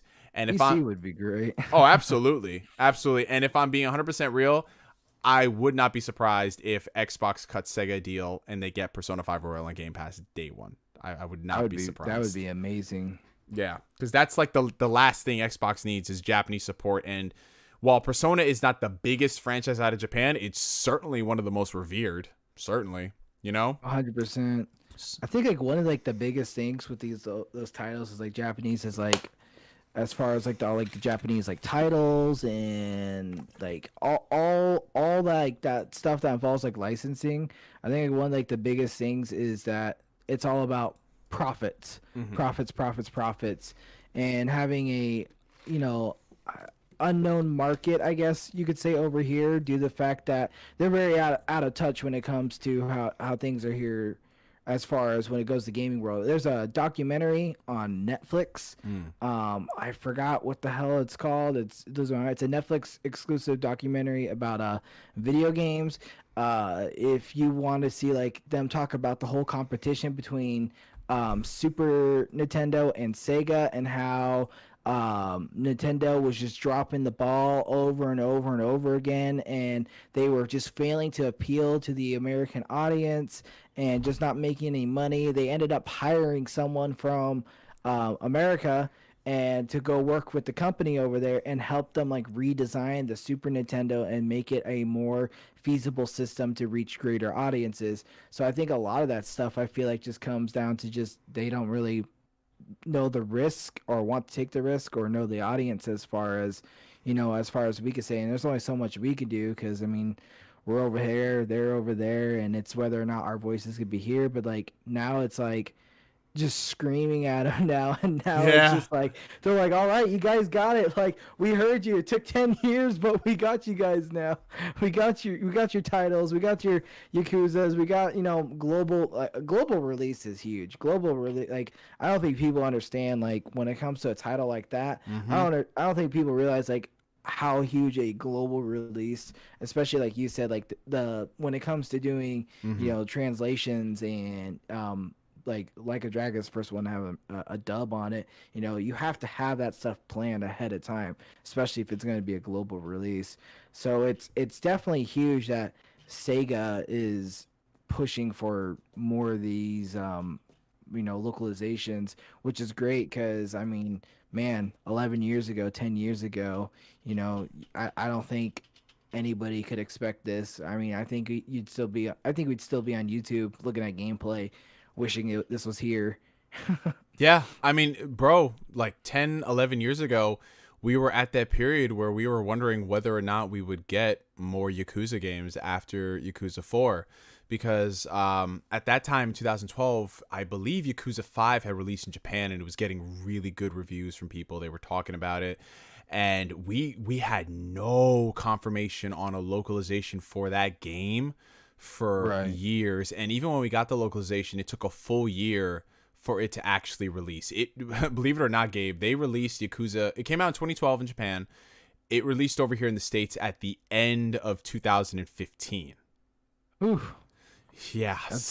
That's far down the road. So it took a while, but I think with the advent of social media and the rise of YouTube content creation and people seeing that, I think they can see what people want, and I'm excited to see where it goes from there. But honestly, what it comes down to at the end of the day, and I think you'll probably agree with me on this one, Gabe, is if you want to see more of these games come out, then you have to support them when they release.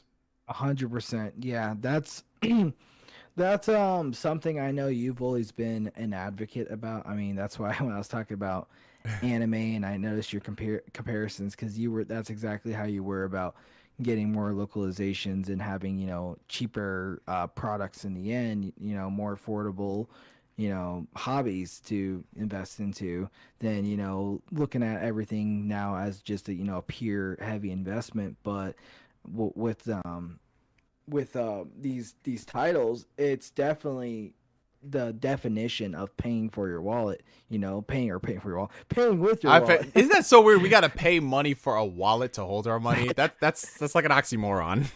That's true. I just thought of that. Like, wait a minute. I mean, I did have to pay for my wallet. I don't know where my money was or my debit card went before my wallet. Probably, my sweaty back pocket. You know what else I just realized that we also do that's kind of weird? We pay for water. We do pay for water. We do pay for water, you guys. We do pay for water. That's yeah. That's just, it's weird. Like when you start thinking about those things, like, wait a minute. Damn. Water's in nature. Water's free. I can go to the ocean, drink it. Oh God, just survive on a diet of salt water. I wouldn't actually drink it, but But it's definitely one of those niche franchises, and when I say niche, it's definitely got an audience that needs to speak up for it, because it's not like a Call of Duty or I don't know what another big yearly, it's something as big as Call of Duty is as far as like a yearly release. Assassin's Creed, sports games. Yeah, sports games. It's not like one of those that it's gonna sell and make that. It's going to make that money no matter what, where these special games, there's a lot of money in licensing, and there's a lot of elements in it that require the fans to show appreciation. So, I mean, in order to show at least the support aspect of it, it's definitely important to purchase these games, when they do come out, especially if you are a fan of the series and you're looking forward to playing them, or at least hoping to continue to play more of them, because you never know if this is going to be the last one, and it's always to keep that support going. It's very, very crucial to buy stuff like that, because I mean these studios only go based off of what they do know and what they are seeing and what they are hearing, and it's kind of like I don't know the best way to explain it, but it's kind of like just not being really down to earth and knowing what's going on in the world, and then all of a sudden finding out the next day that people across the other country, they do it this way. Like I'm sure there's things that what was it at like fish and chips, for example. Yeah. I didn't know that fish and chips was actually it was actually fish and French fries. I didn't even know chips was French fries. Mm-hmm. And it took me all this time to figure out what the hell it was. Do you know what potato chips are called over there? What? Crisps. Are you serious? Crisp? Yeah, so if you ever watch something like The In-Betweeners and they're just like, oh, do you fancy some crisps? That means, Crisps. would you like some crisps? You want some potato chips? What the hell? I Yeah. I didn't know that. Yeah. But it's definitely in the same ballpark of that. There's a huge gap in between cultures, and there's no way to really educate on if you want it, or at least show them that you want it or not, except in this scenario by buying the game. That's the best way to do it, man. I mean, like I said, in the world, it's hard because in a world of like yearly releases, and in a world with EAs and Activisions, and there's just so much to like think that it doesn't matter, it's just gonna get another one. But definitely when it comes to these these special niche like games, bro, it's definitely the definition of you're paying with your wallet for sure. Yep. So Xbox and Nintendo dudes, when those games drop in your system, make sure you support them if you want more of them. But they're doing a very good job. That's one thing I will give Nintendo Switch owners. They buy their games. They do buy their games, and that's how they get more ports. They bought the Mario collection, man. Oh yeah, they sometimes they buy games to the point where they shouldn't buy games. You know what I'm saying? But they're buying the the $60 Wii ports. They're getting them. I mean, I can't talk shit. I bought Xenoblade, but at least Xenoblade came with new content. At least it came with new content. That's all I can say. It's funny because like with Xenoblade, I didn't play it until the Switch. Yeah, a lot of people, bro. Even people. Well, obviously the Wii U, because no one really had a Wii U like that. But with a lot of like the Wii games, like Xenoblade Chronicles. Your parents hated you. Yeah, if your parents hated you if they bought you a Wii U over an Xbox One or PS4.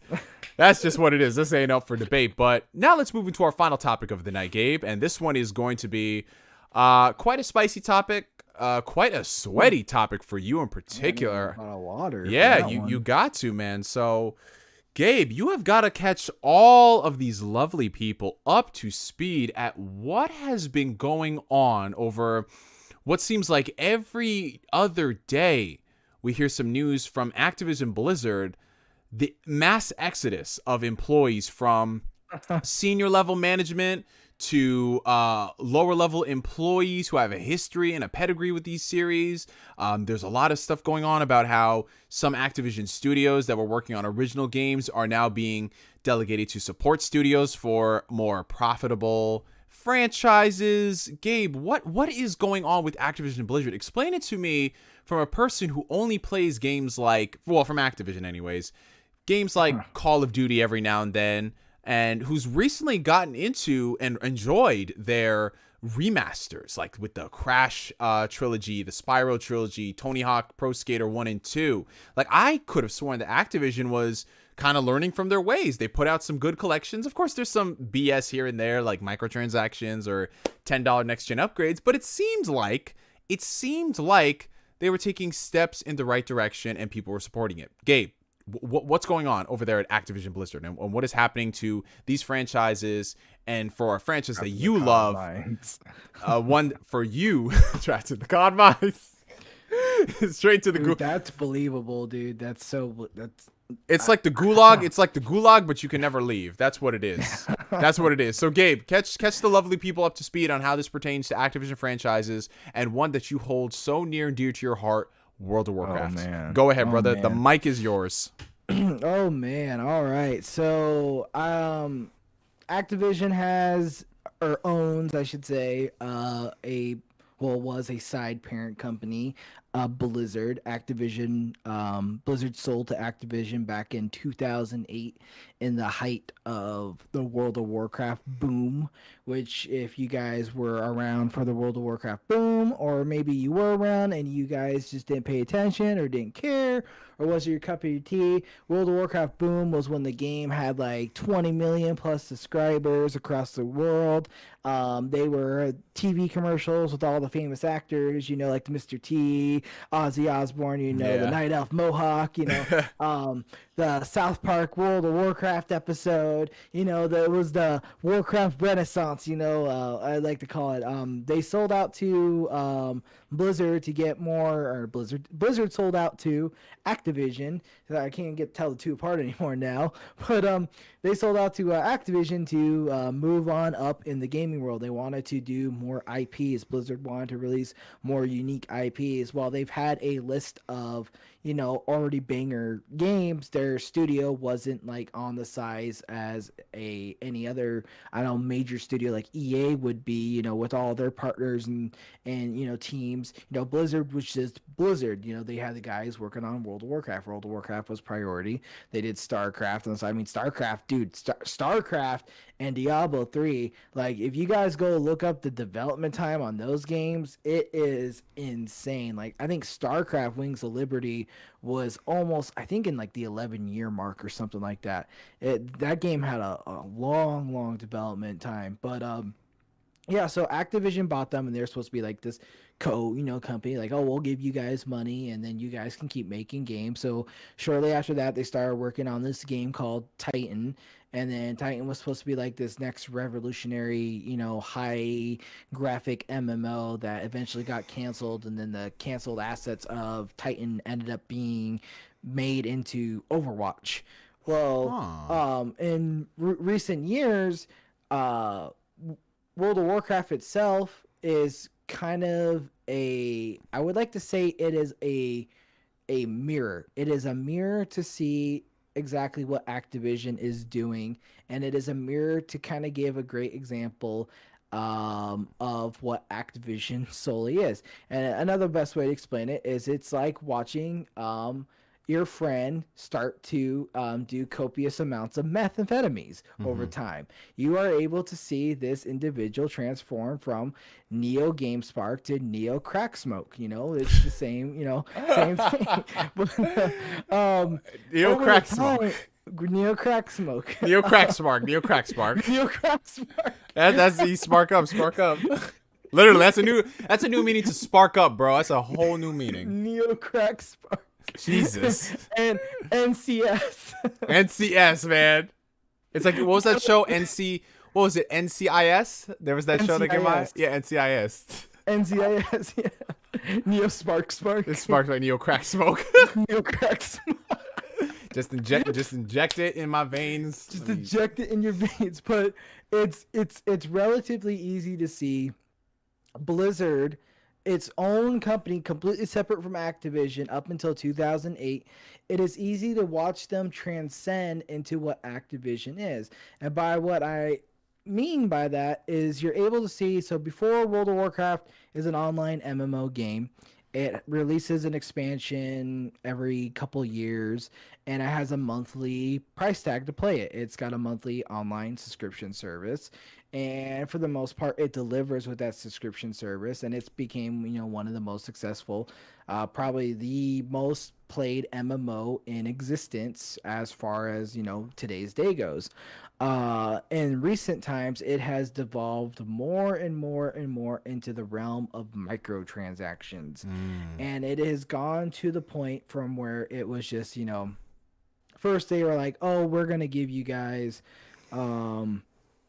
server transfers for money. Okay, cool, whatever. Oh, now you can change your guys' faction. So now you can change from the two factions in the game, which are completely opposite. You're able to go from either playing the Alliance or the Horde. And now you can pay to switch, to the other side. So start adding more and more things that revolved you playing the game less and less. Because normally, if you wanted to play the other faction, you would have to level up another character.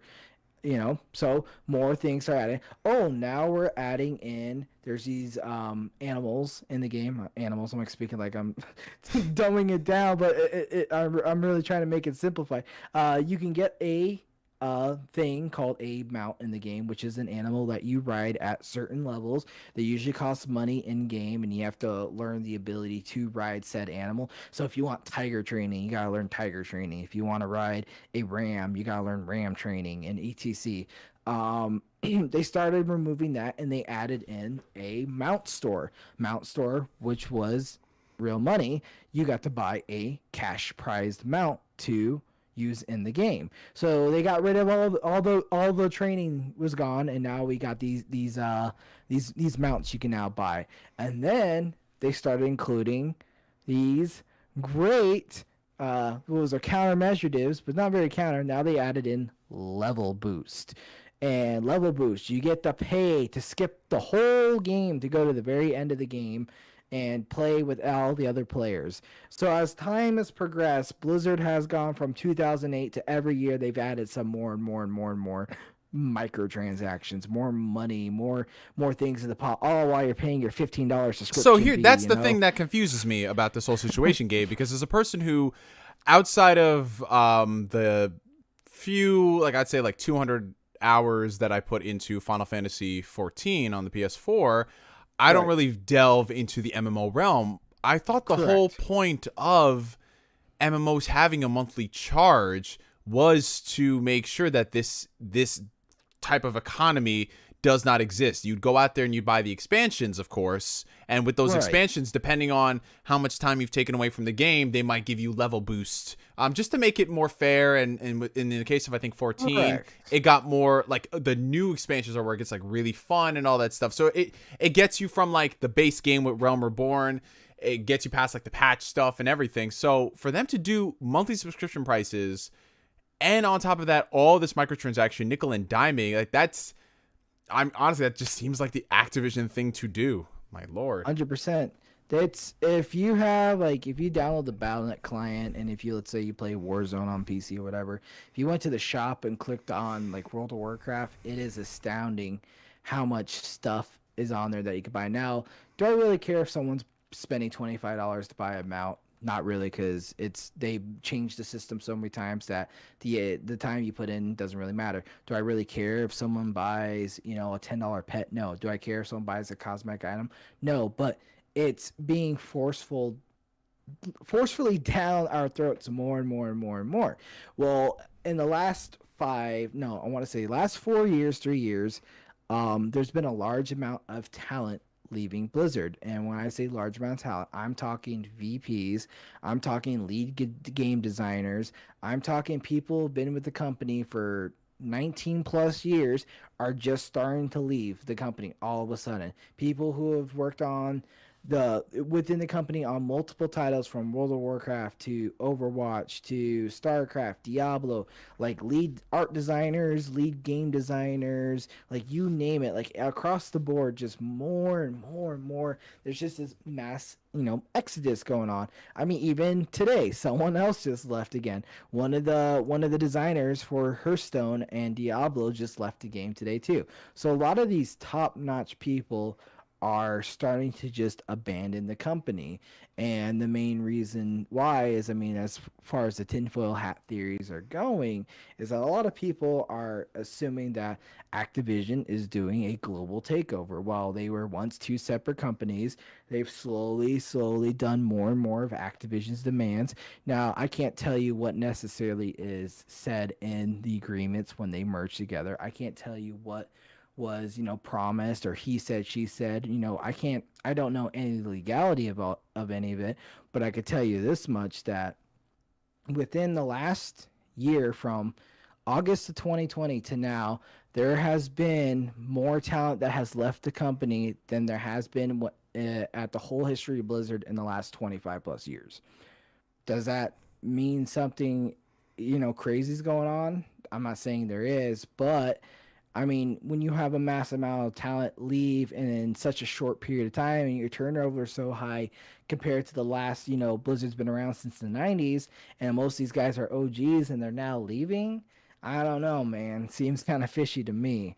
But there's been a lot of controversy, especially with the the Call of Duty mines as they're calling it as well too. Yeah. A lot of these designers from different studios like the Crash studios, and that was another thing that might have been leading into why some of these people are leaving is that they might be telling people from Blizzard that they need to work in the Call of Duty mines. Oh Now, Lord.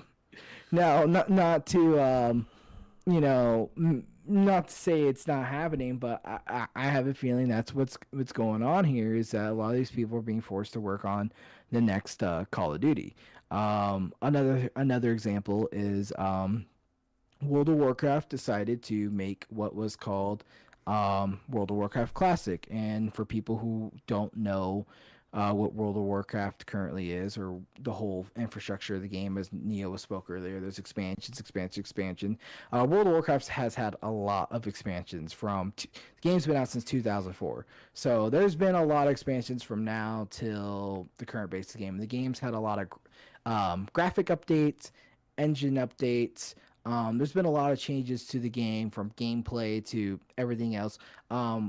The game from today's day is not the same game as 2004. It's drastically different.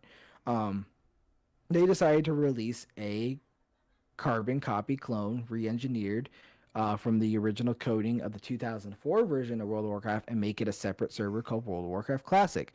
For the most part, they left Classic alone. They left it with a group of developers who aren't even part of the development team for the main projects or at World of Warcraft at Blizzard. Just a bunch of fans or employees who really liked World of Warcraft and are working on the game at Blizzard. Well, they are now upgrading the game to the first expansion that came out for World of Warcraft, which isn't really a big deal because it's a very beloved expansion. Everybody enjoys it. There's nothing wrong with it. But now, as it's getting closer to the release date, they have announced a ton of microtransactions for the classic version of the game that never existed in the original version. Remind you, this is supposed to be a separate game. This isn't even the base game. This isn't even the selling point of the game. This is just, hey, you pay a subscription. You can play 2 different versions of the game. Pick what you want. So they are coming out with this thing called the Dark Portal Pass, which is what the portal you go through in the game. And the Dark Portal Pass gives you a month of WoW time, amount for the regular version of the game, the current retail, as they call it, the retail version of WoW, and amount into this supposedly carbon copy original version of the game. They're adding new stuff to this version that's supposed to be separate. It's not supposed to be like current WoW. It's just supposed to be cloned over. That's it. You get to play what it was like before. But now they're doing changes to it. So now they added an amount to the game, which changes the dynamic of the game completely. Because now you have paid mounts in the game. So now people have less interest in actually playing the game. And then they announced at the same time that there's going to be a level boost for Classic. The whole point of Classic is to be leveling and playing the game with friends, family, you name it. They added in a level boost as well. So they just started throwing on microtransactions on the nostalgia kick because like, hey, Classic did so well, so for the expansion, you guys don't mind microtransactions, right? The biggest thing is that they decided to have to keep the Burning Crusade server, which is what the expansion's called, and the Classic server as 2 different servers on the Classic playlist. Classic playlist is just the style gameplay it was. It didn't really change until like 4 expansions in. So technically like the first 3, 4 maybe expansions you'd consider the Classic realm of gameplay. I mean, some people don't really know, but that's what most people would consider it. But they are making new servers for the Classic gameplay. So the Classic gameplay is 1 through 60, and then the Burning Crusade is levels 1 through 70. So right now, all the game servers are transitioning to 1 through 70, so you get to continue your adventure into the next expansion. Well, since they made those 1 through 60 servers, they're adding a service for you to keep the character you currently have and play it on the original classic server, and they're calling it cloning. So you could clone your character over, play it in the original version if you want. But here's the kicker. Of course, this cloning has come with a service fee. Oh my God, bro. I'm confused. When are we gonna get to the actual game? It's just like they charge you so much even what? Like service fee, Dark Portal Pass, the microtransaction. It's just it's sounds like a stacking, mess. bro. It's stacking, bro. For a game you pay monthly. For a game you pay monthly, yeah. And one of the things they like to remind you is that Classic is not the retail version of the game. It's a service for the players. Like that's one of the things they like to remind people on, which is kind of bullshit. We're doing this for you guys. That's what they're saying. Basically, yeah, exactly. And they want to charge $35 per character to clone over. Now, Classic has been out for a while. What year we are in? 2021. Yeah. So Classic's been around for about 3 years. So that's 3 years of people playing characters, and most people probably don't. Most people have multiple characters. I have multiple characters. My friend has multiple characters. So if you want to continue to keep playing on that realm of, original WoW, you got to pay $35. Or you got to move on with, to go transition to the next realm, or you could just abandon transitioning to the next expansion and stay in the current one for free, but you don't get to play to the next part of the game. So they're kind of like twisting your arm around, saying like, hey, you can keep playing this one, but you can't move to the next one. But if you move to the next, the next expansion, we can keep you playing on this one, but you got to pay us $35. Dude, why? Whatever happened to just buying an expansion? Now you have to pay for your characters to transfer. Dude, that's fucking shady. It's Activision, man. It's 100% Activision. Well, today, after the enormous outrage, like for the last week, I think many people said they weren't going to clone. They were like, we're just going to transition to the next part of the game. Screw cloning. Like, what's the point? Like, if it's $35, how much of the population is actually going to move? Well, today they announced that they were going to make it $15 instead of $35, which I guess is better than $35 because it's more. It's not even half of the price. Yeah. But regardless of the situation, the $35 outrage was insane. And that's per character. So if you have 6 characters, that's 35 times 6. And it's like, would you really want to pay it at that point? Bro, first off, $35, that's already almost the price of a full game. That's more than 2 months subscription time. You're just copying your character. Yeah, you're just copying the character. That's not like ridiculous. It's not like they're coming over and making you a cup of coffee and sweeping your floor. They're just, they're not coming over to your computer and. Yeah, dude, I'm getting like Grimdara in the YouTube chat brought up a really good point. This is like when Konami had Metal Gear Survive and they told you to pay for additional save file slots. What? Yeah. Oh, yeah, I remember that. Oh yeah. That was a thing. I forgot about, dude. Completely forgot about that game existing. I'm gonna be absolutely honest. Oh, don't worry. Konami did a day after it came out. So you're a day after it came out. You're not alone in that one. But from what I'm understanding, this just sounds like straight up abuse. And then I remember there was something else that happened a few weeks ago, maybe a month or two back, where you were saying that they had gotten rid of like the bulk value for subscription cards or something along those lines. So you used to be able to buy monthly subscription cards. You used to be able to buy monthly subscription cards. You used to be able to gift subscription card. From their data, they have found that people don't really buy $30 game time and they only buy 60-day game time, which is the biggest bullshit I've ever heard in my entire life.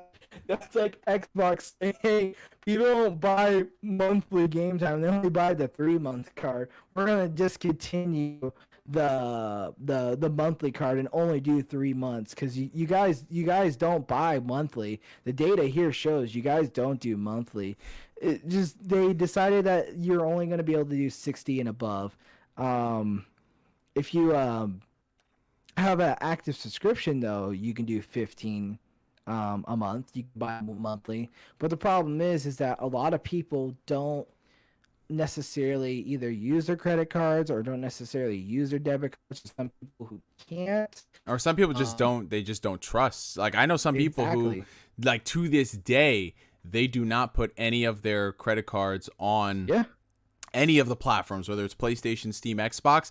They still do it the old-fashioned way. They go on Amazon.com, they go to Best Buy, they buy from there, and then they get the code and they input it as credit. So for them to do that, dude, this is giving me like Microsoft getting rid of the year subscription model for gold, like when they tried to raise the price to $120 a year. So they're doing a reverse of what Microsoft did. Whereas whereas in WoW's case, they're getting rid of like the monthly cards for the lower levels. Microsoft was getting rid of the best bang for your buck options at the higher levels for like 6 months and above. That just, oh boy. And it's funny because the whole point of this classic World of Warcraft is to be this untouched version of WoW that was not touched by microtransactions, was not touched by the big changes because they wanted to pump up subscription numbers. It was just supposed to be, this core open world RPG that didn't really have any rhyme or reason. You just got to play the game just to play the game and do what you wanted to do. That was the whole reason. And after seeing the major success in the launch version of the game, and as they transition it into the first expansion of the game series, they said, you know what, you guys had microtransactions before, we're just gonna fill you up with them now this time. Like, what's that, you guys got a 4-inch dick last time, it's only a 4-inch dick, it's not a big deal, we're gonna give you guys a 6-inch one, it's only 2 more inches, it's not a big deal.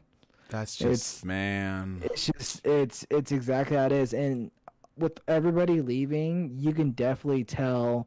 It's like it just reeks Activision, and it's funny because when you look at how it was before and how you look at it as it is today, you could and then you look at it compared to any other Activision title, minus a few like Crash Bandicoot. Like, I don't even think there's microtransactions in that. I don't even think it's possible, right? I think there was with the racing game, Crash Team Racing, when they revived it. Somebody was saying they had microtransactions in that, and then I believe for the newest one, Crash 4, I think, and someone in the comment section will probably correct me, I think they had, I don't want to say they were time savers, but they had something that you could pay money for, and it affected the game, something along those lines. But it's definitely in the Activision DNA to sell you. It's in the Activision DNA to create a problem and then sell you the solution. Yeah, sounds about right. That's 100% right, and it's funny because like now Overwatch is coming out with details that they're probably gonna have a battle pass for it, and you're gonna have to buy Overwatch. So it's not like it's not like Overwatch 2 is gonna be like a free upgrade to Overwatch or a free to play experience. They're already talking about the battle pass for Overwatch, and it's just like all these games that ran off a completely different model and this whole systematics of a company that ran off a completely different morality is now just gone out the window, and with key individuals that made that morality real are now gone too. And it's insane that like with all these developers leaving, all I gotta say is I've never seen so many developers leave a company in this short of a time, besides whether the company either closed out or the developers did some seriously bad shit. And the majority of these guys are leaving on their own. And like, you don't just leave a company you worked with for 20 plus years, and unless you're retiring or there's something bad going on. Like there's one of the two. You don't just, especially with Overwatch 2, this game, Overwatch 2, the developer that left it, Jeff, he made Overwatch 1, and he been working on Overwatch 2. Overwatch 2 is not even done, so he left in mid-development of the game for whatever reason, and that just screams that like there's something fucked. That's all it screams. There's something really, really bad, because you don't just leave the baby you're working on unless it's not your baby no more. That's all I gotta say.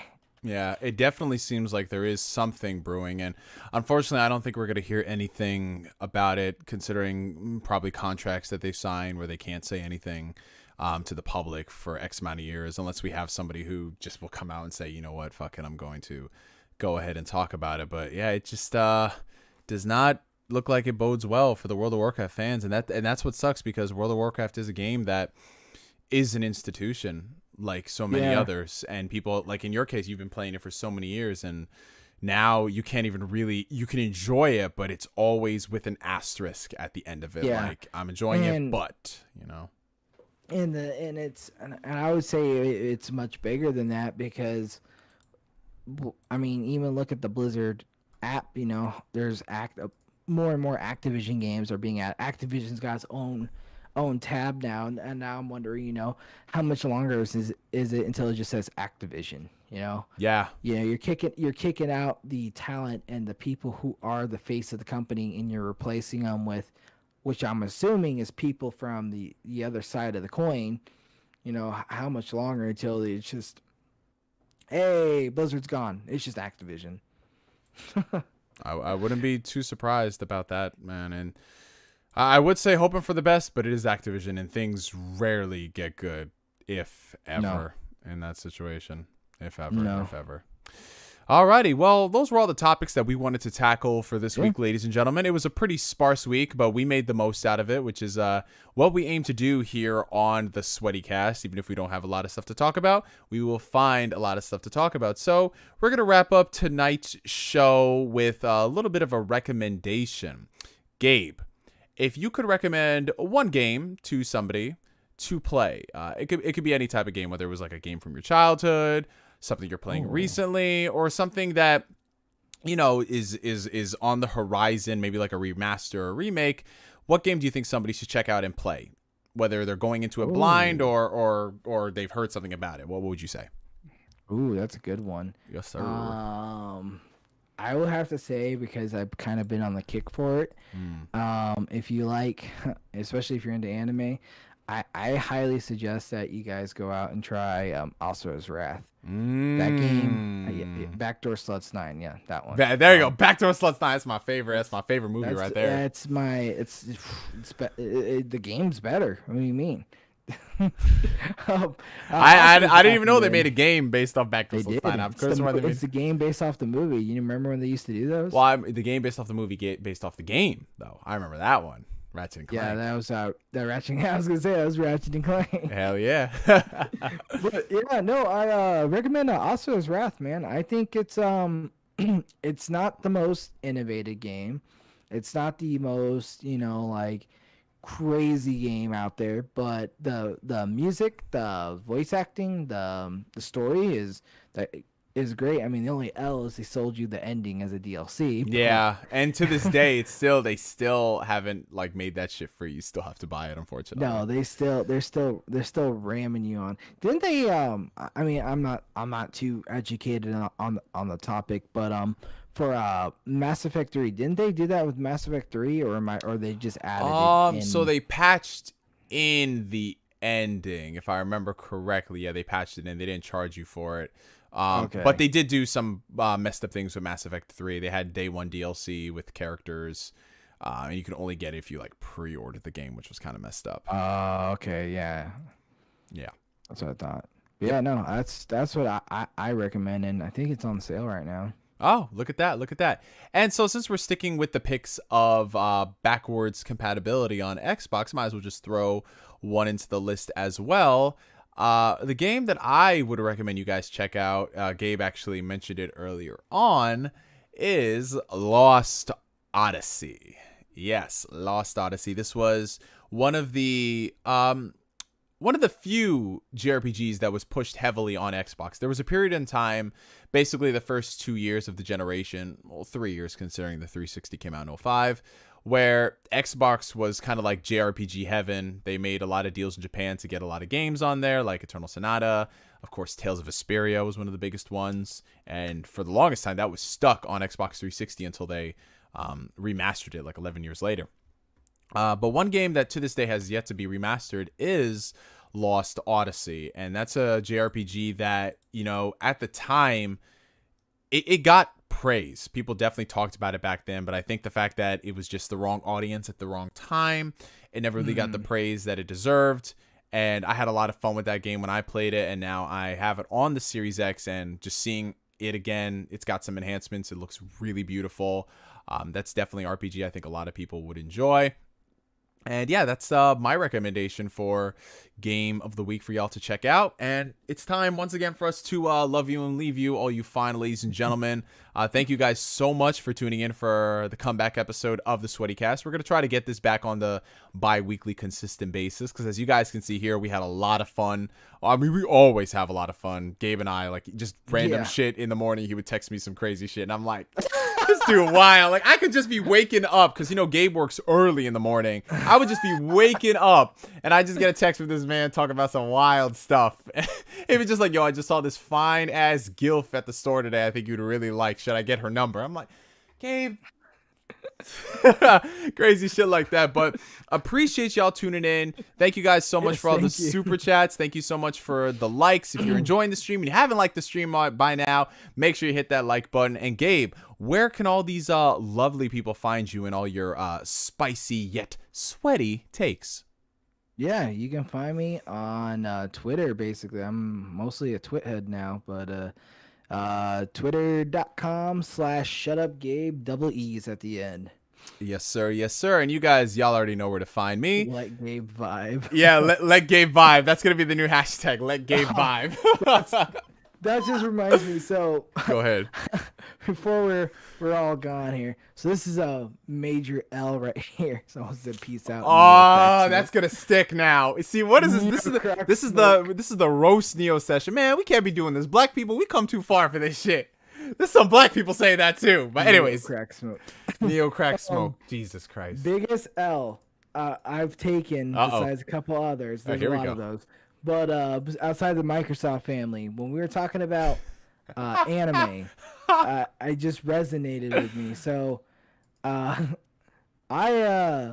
decided to start legally watching anime after I watched Chris's video about how you should like show your support, whether it's renting or whatever, and now be watching all these sites, you know.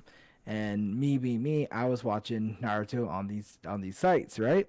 So like I finished the whole Sasuke and Naruto arc on for OG Naruto, and I was like, all right, well, it's like, I guess since I'm done with this arc, I was like, I guess I should stop watching these episodes on here and like actually support the franchise, because I want more Naruto. You know, I really like Naruto. This was like my early days when I first started. I didn't start watching Naruto until 2009. So I decided, hey, I'll watch the rest of Naruto on Netflix. Well, guys, I didn't know that after the Naruto and Sasuke fight that all the episodes after were just all filler. So I don't like where this is going. I rented 5 seasons of Naruto filler from Netflix. Oh God, this dude used his whole queue. This man used his whole queue for this.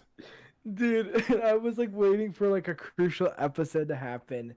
And then the only episode I got crucial was the last episode of Naruto running off with Jiraiya and Gaara getting his new outfit. And that was it. And I was just like sitting there like, damn, I played myself. Yo, dude, that was the thing that even when because you know, like, yeah, there was a bit of a gap between F in the chat. Everyone type F in the chat for Gabe. Type F in the chat for Gabe for watching 80 straight episodes of Naruto filler. It was people don't understand. Like, yeah, Shippuden's got really fucking bad filler, but to just sit there and watch week to week filler, like, guys, I'm just 5 seasons, bro. It's from 136 to 220 straight filler, and there was a few decent episodes here and there, but they're not canon, so it doesn't matter.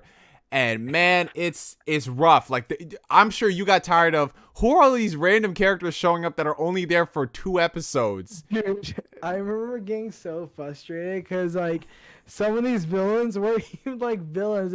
They showed up just clowns, and I'm like watching them. Like I come home, I was like a freshman. I come home from high school.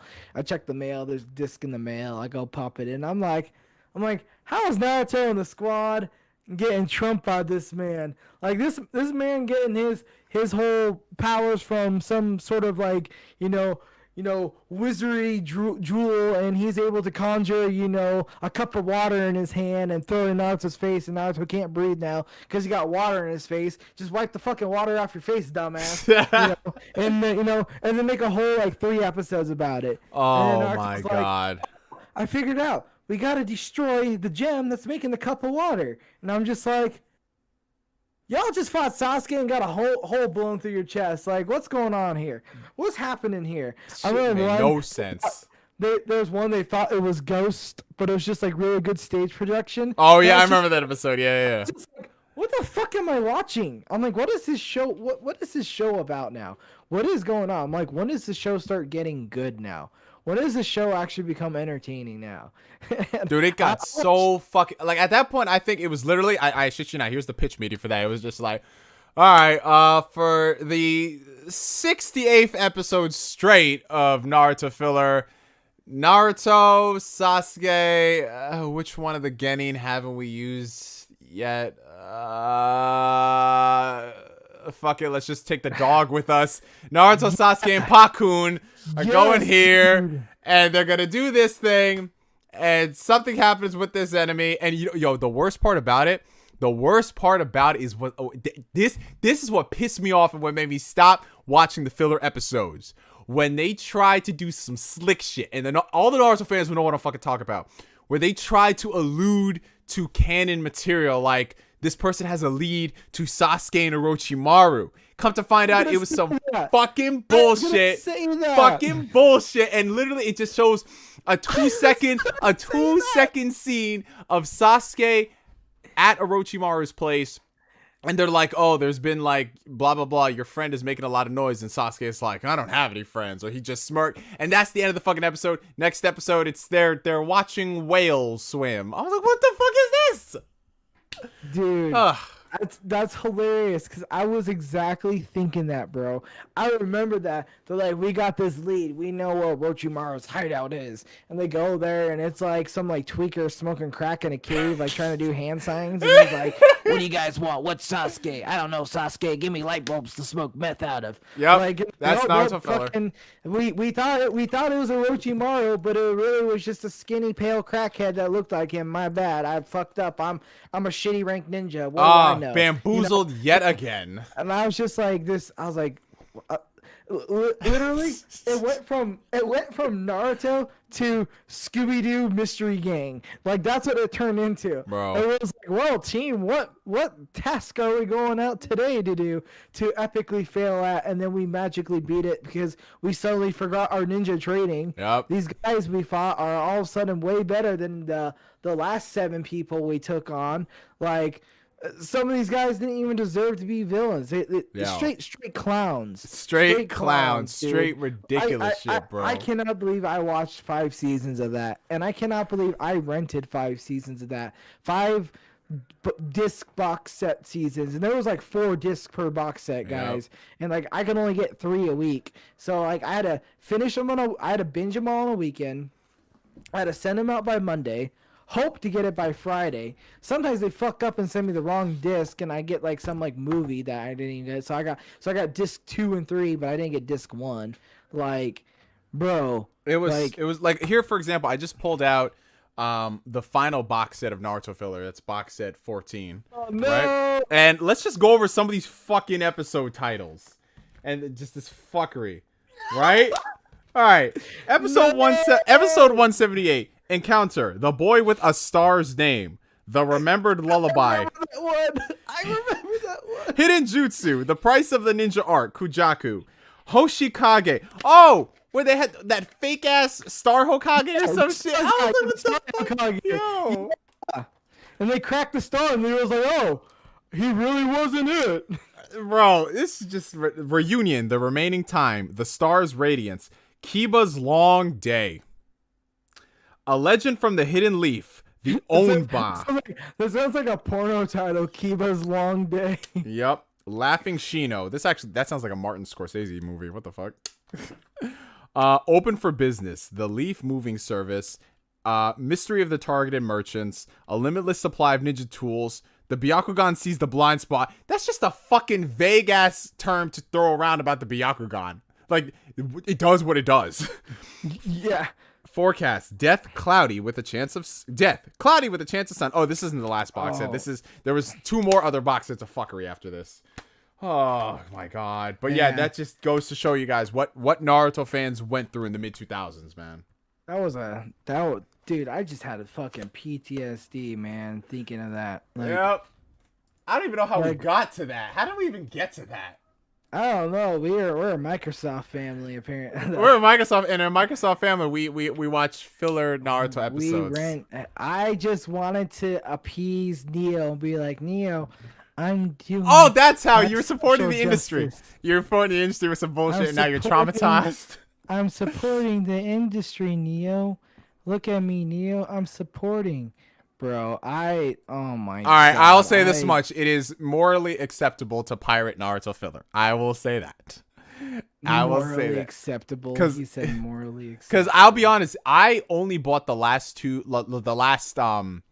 every filler box set. I bought them shits late as fuck, bro. I took my sweet ass time buying them because I had no desire in the world to continue collecting that shit, and I got it for completionist's sake, and I did like the design of the box sets. They're pretty cool, but I would never, like, for me, Naruto is episode 136, and then the last 5 minutes of 220. Like, that's just fucking it. The last 5 minutes of 220.